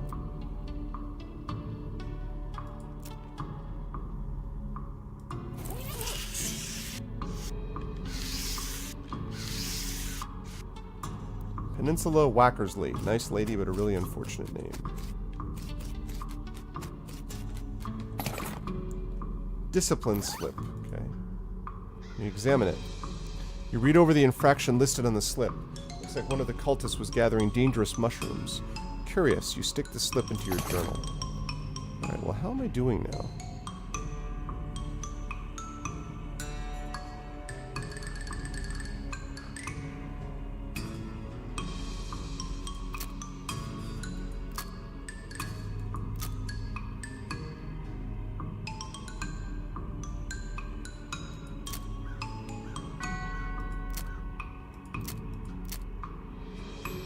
That's what I'm looking for. Okay, robe receipt you found has let you determine the necromancer's lair is west of the mountains. Need someone who knows a lot about magic. You found a discipline slip that mentioned dangerous mushrooms, but you don't know a lot about mycology. Alright. Didn't really actually help me that much. Okay. Let's get the hell out of here. Didn't help Grandma, unfortunately.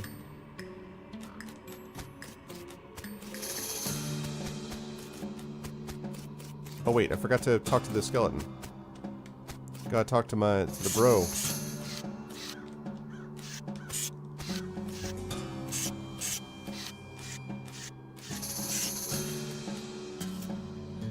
I already did this. I took care of them already. Oh phew, that's a load off my mind, let me tell you. Here, you can have this worry stone, I don't need it now.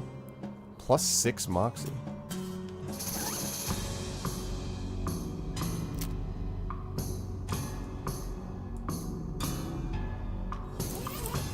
$30 Moxie. I need another 10 Moxie to get past that goblin. Wonder if I have that. You scrape the largest of the giblets and giblets off the scroll and read it. It says to take a pile of human ashes, spread them out in the shape of a person inside a red chalk ritual circle, then sprinkle them with stardust and place a mostly perfect or better glass sphere where the heart would be. Anyway, that's the gist of it. The actual text has a lot more these and thous and such as like that. Plus there's a bunch of weird gibberish you're supposed to say out loud while you're doing it.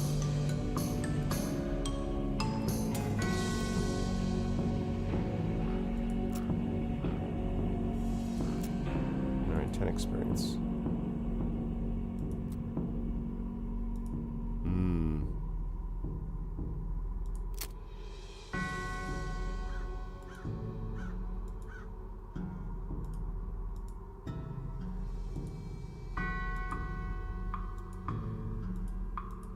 Give me another +5 Moxie.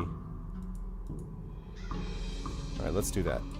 Let's put on that, and then let's apply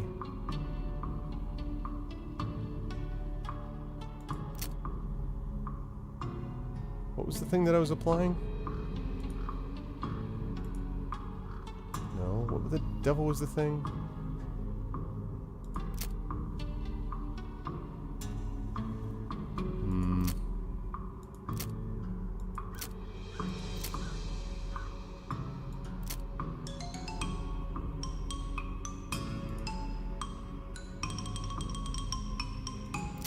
Shoot, now I don't remember what the heck the thing was.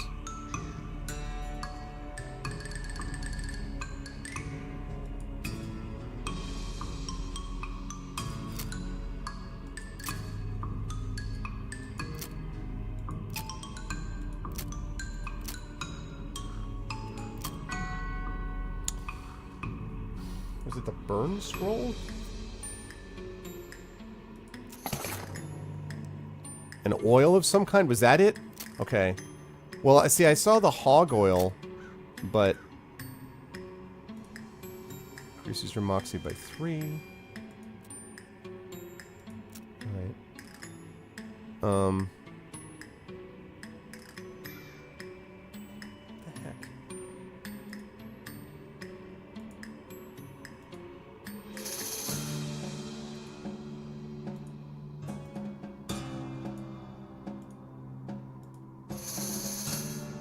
That's the,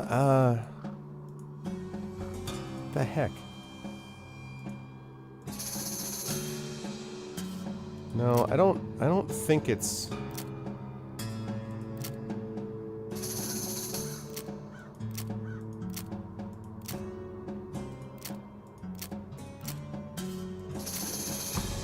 Well, maybe I'm wrong. Maybe it is that.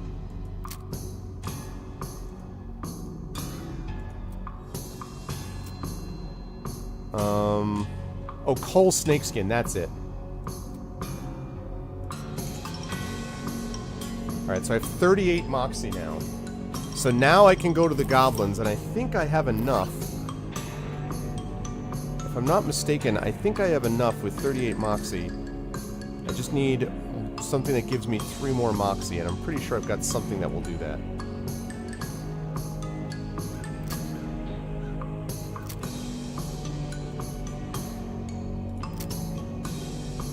There you go.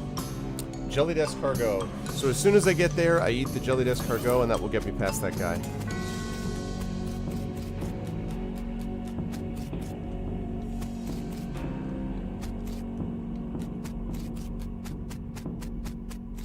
Not really sure about this fake Pope hat.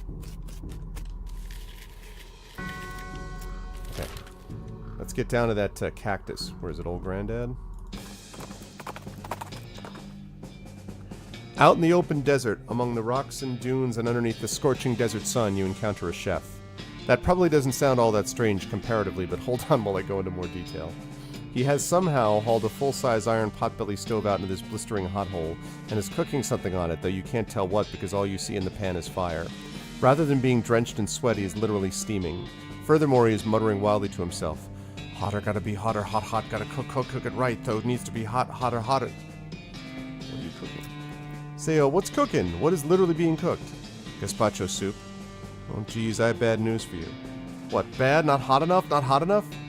Buddy, gazpacho soup is served cold. What? No, it's not true! Yeah, sorry. The chef runs off into the desert screaming. As you watch him go, there's a clang behind you as the door to his stove falls out, the hinges having melted through. Got an item, stove door. Would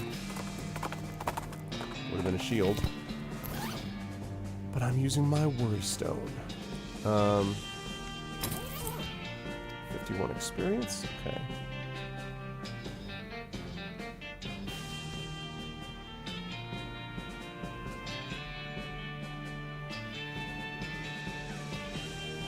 It's not going to get me up there. So I'm going to wait on this. Okay. Now I'm going to take that... Oops. Get to the next room. Alright. Now we're going to have that thing that gets me to 3 Moxie. Now it's Escargon. Okay, 41 Moxie. Your keen tap dancing skills have allowed you to dance your way directly to the tap. You also find an empty jar in the pile, which will be handy. You've tapped into you, inner inventor, and invented a tap. Tap it. Got an item, cactus syrup. Plug the tap in the syrup vein and fill the jar with purple cactus syrup. I got it. Hooray! The guard guzzles the entire bottle in a single long draw. It is both fascinating and disgusting. Needing more for proper bribing. Of course you are. What?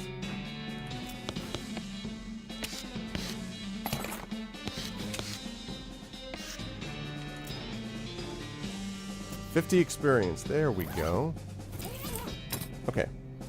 So now I've got these up here.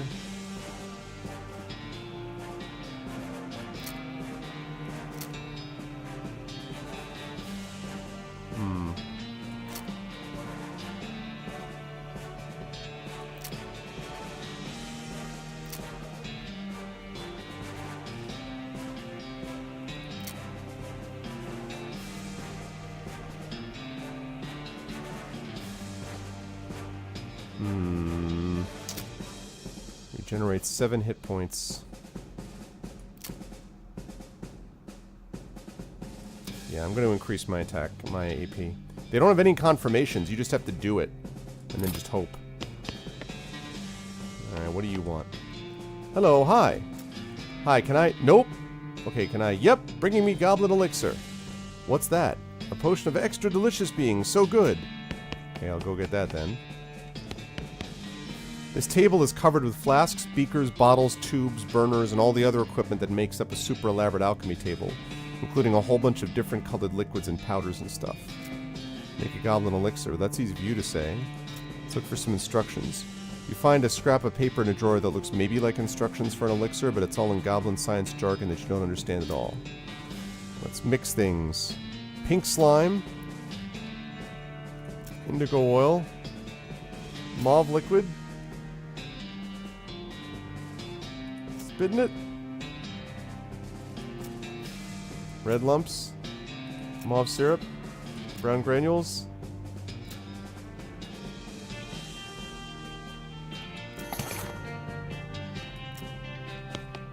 I really hope this is right. Is this right? Yes! Oh my god! I somehow that worked? What?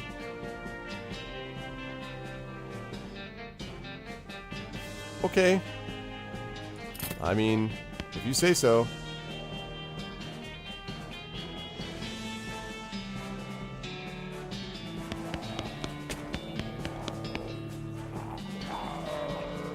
You can't get to the jelly beans because all of the flailing goblin limbs on that pile. You should be able to get in there if you can get rid of about 10 more goblins worth of mass or distract them some other way. Yeah, I don't even... Holy crap, if this isn't the most disturbing thing you've ever seen, I don't want to know what was. Hey, guys, those jelly beans, can I to having them? Oh, what, our fruit rocks? No, not taking our fruit rocks. These being ours, not for you taking. Jeez Louise. What's your plan for dealing with this horror? Let's talk to it. But not looking like you're eating at them. A jar is still full. What, eating? Fruit rock's not for eating. Fruit rock's just for looking at.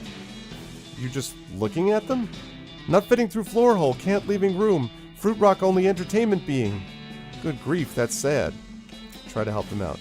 Okay, how about I teaching you something else for entertaining? Something better than fruit rocks looking at.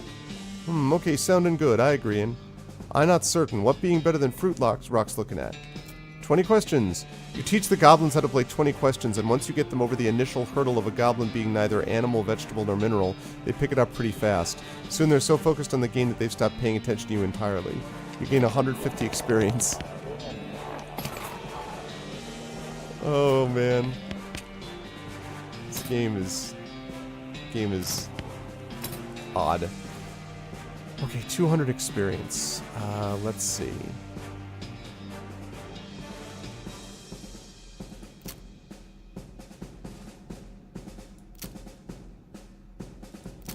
Let's get down to business to defeat the Huns.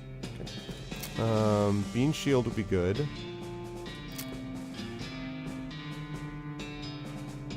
Oh, and it sets enemy on fire. Lava Fava sets enemy on fire.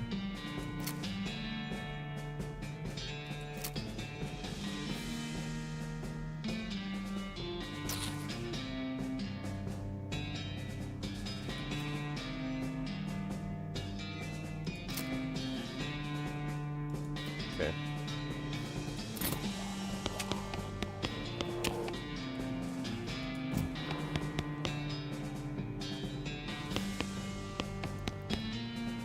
Song is going to be live action Disney Mulan remake. Yeah, but you saw that they recast her, or they cast it as it was Chinese. They cast a Chinese woman in the role, which is great. Okay, so now I can go give this back to what's his face, Roy Bean. A spiky bright blue shape catches your eye. Oh, I already did this, and I can't do that. All right.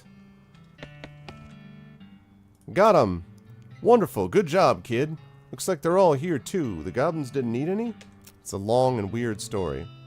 Well, never mind, then. You've done a swell job, kid. I've only got one more jar of jelly beans missing. It was stole by a gang of damn hippies. Why'd they take them? Heck, who knows what a hippie's thinking. All I know is they took off, headed south and a little bit west. You discovered a new map location, Shroom Cave. Shroom Cave.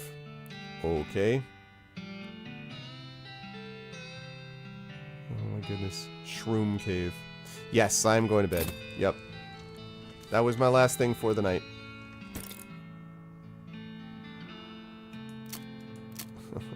You never know. Alright.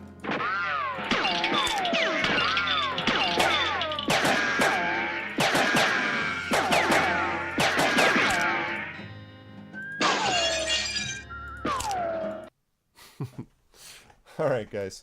Well, that is going to do it for me for today. This was a lot of fun, though. I hope you guys enjoyed it. I had a fun time with this game. I have been having good time with West of Loathing, and I think we're making pretty good progress. We got some main quest progress done because we're tracking down the location of the Rebel Secret Base, the Necromancer's base. So we're making some progress there. So that's good. So I cannot complain about any of that. We're getting there bit by bit.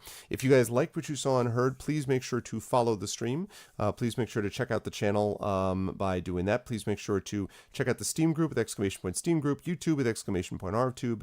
Please make sure to check out the Discord with exclamation point Discord. Please do not forget either about the Patreon sitting at $3.95. As I announced earlier today, we have a new tier which allows you to actually get critiques of your writing as part of a read and critique system.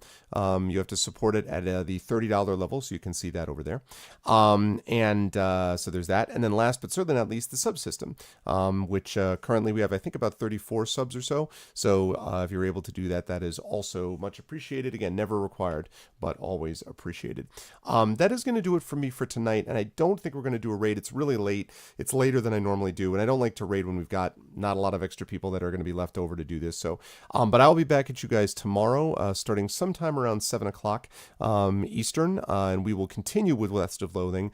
When we wrap this up, I'm going to be moving on to Hob, will be the next game that I'm moving on to. And of course, next week is lots and lots of D&D, so get ready for Dungeons & Dragons, all kinds of things. Hey, what's up, Tentaclubs? Yeah, sorry, I'm just closing up shop.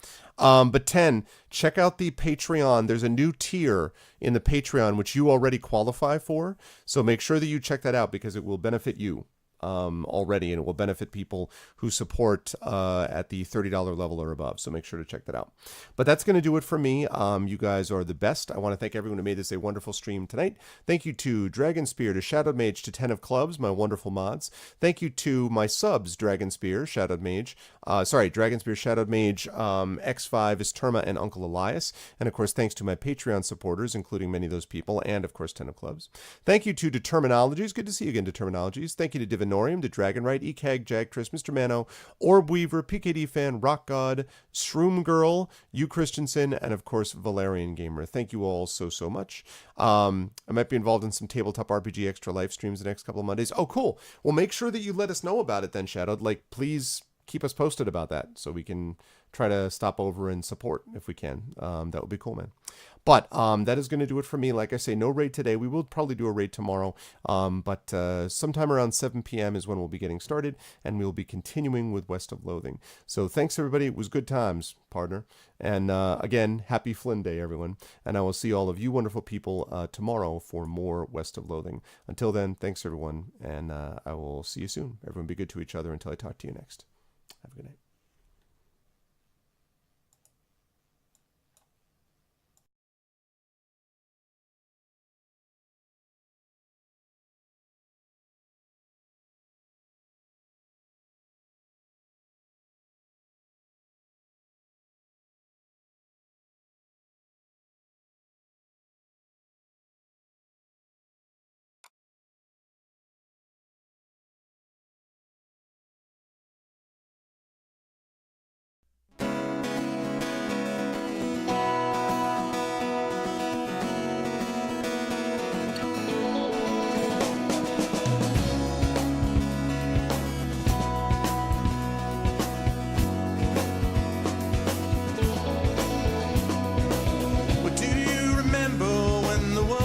Fresh and new, when it all seemed clear to you, when your aim was straight and true. Were your mind untroubled by the questions in the dark, content to play your part, open pathways to your heart?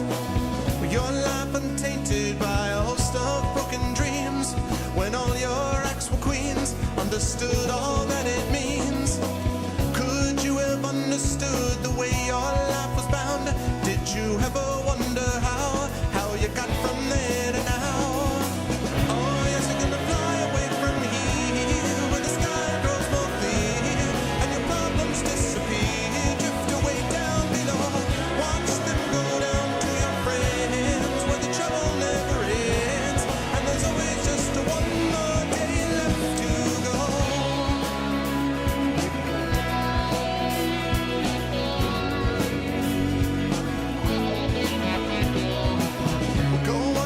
Now through your pile of broken lies and your set of fake goodbyes, another cynical disguise.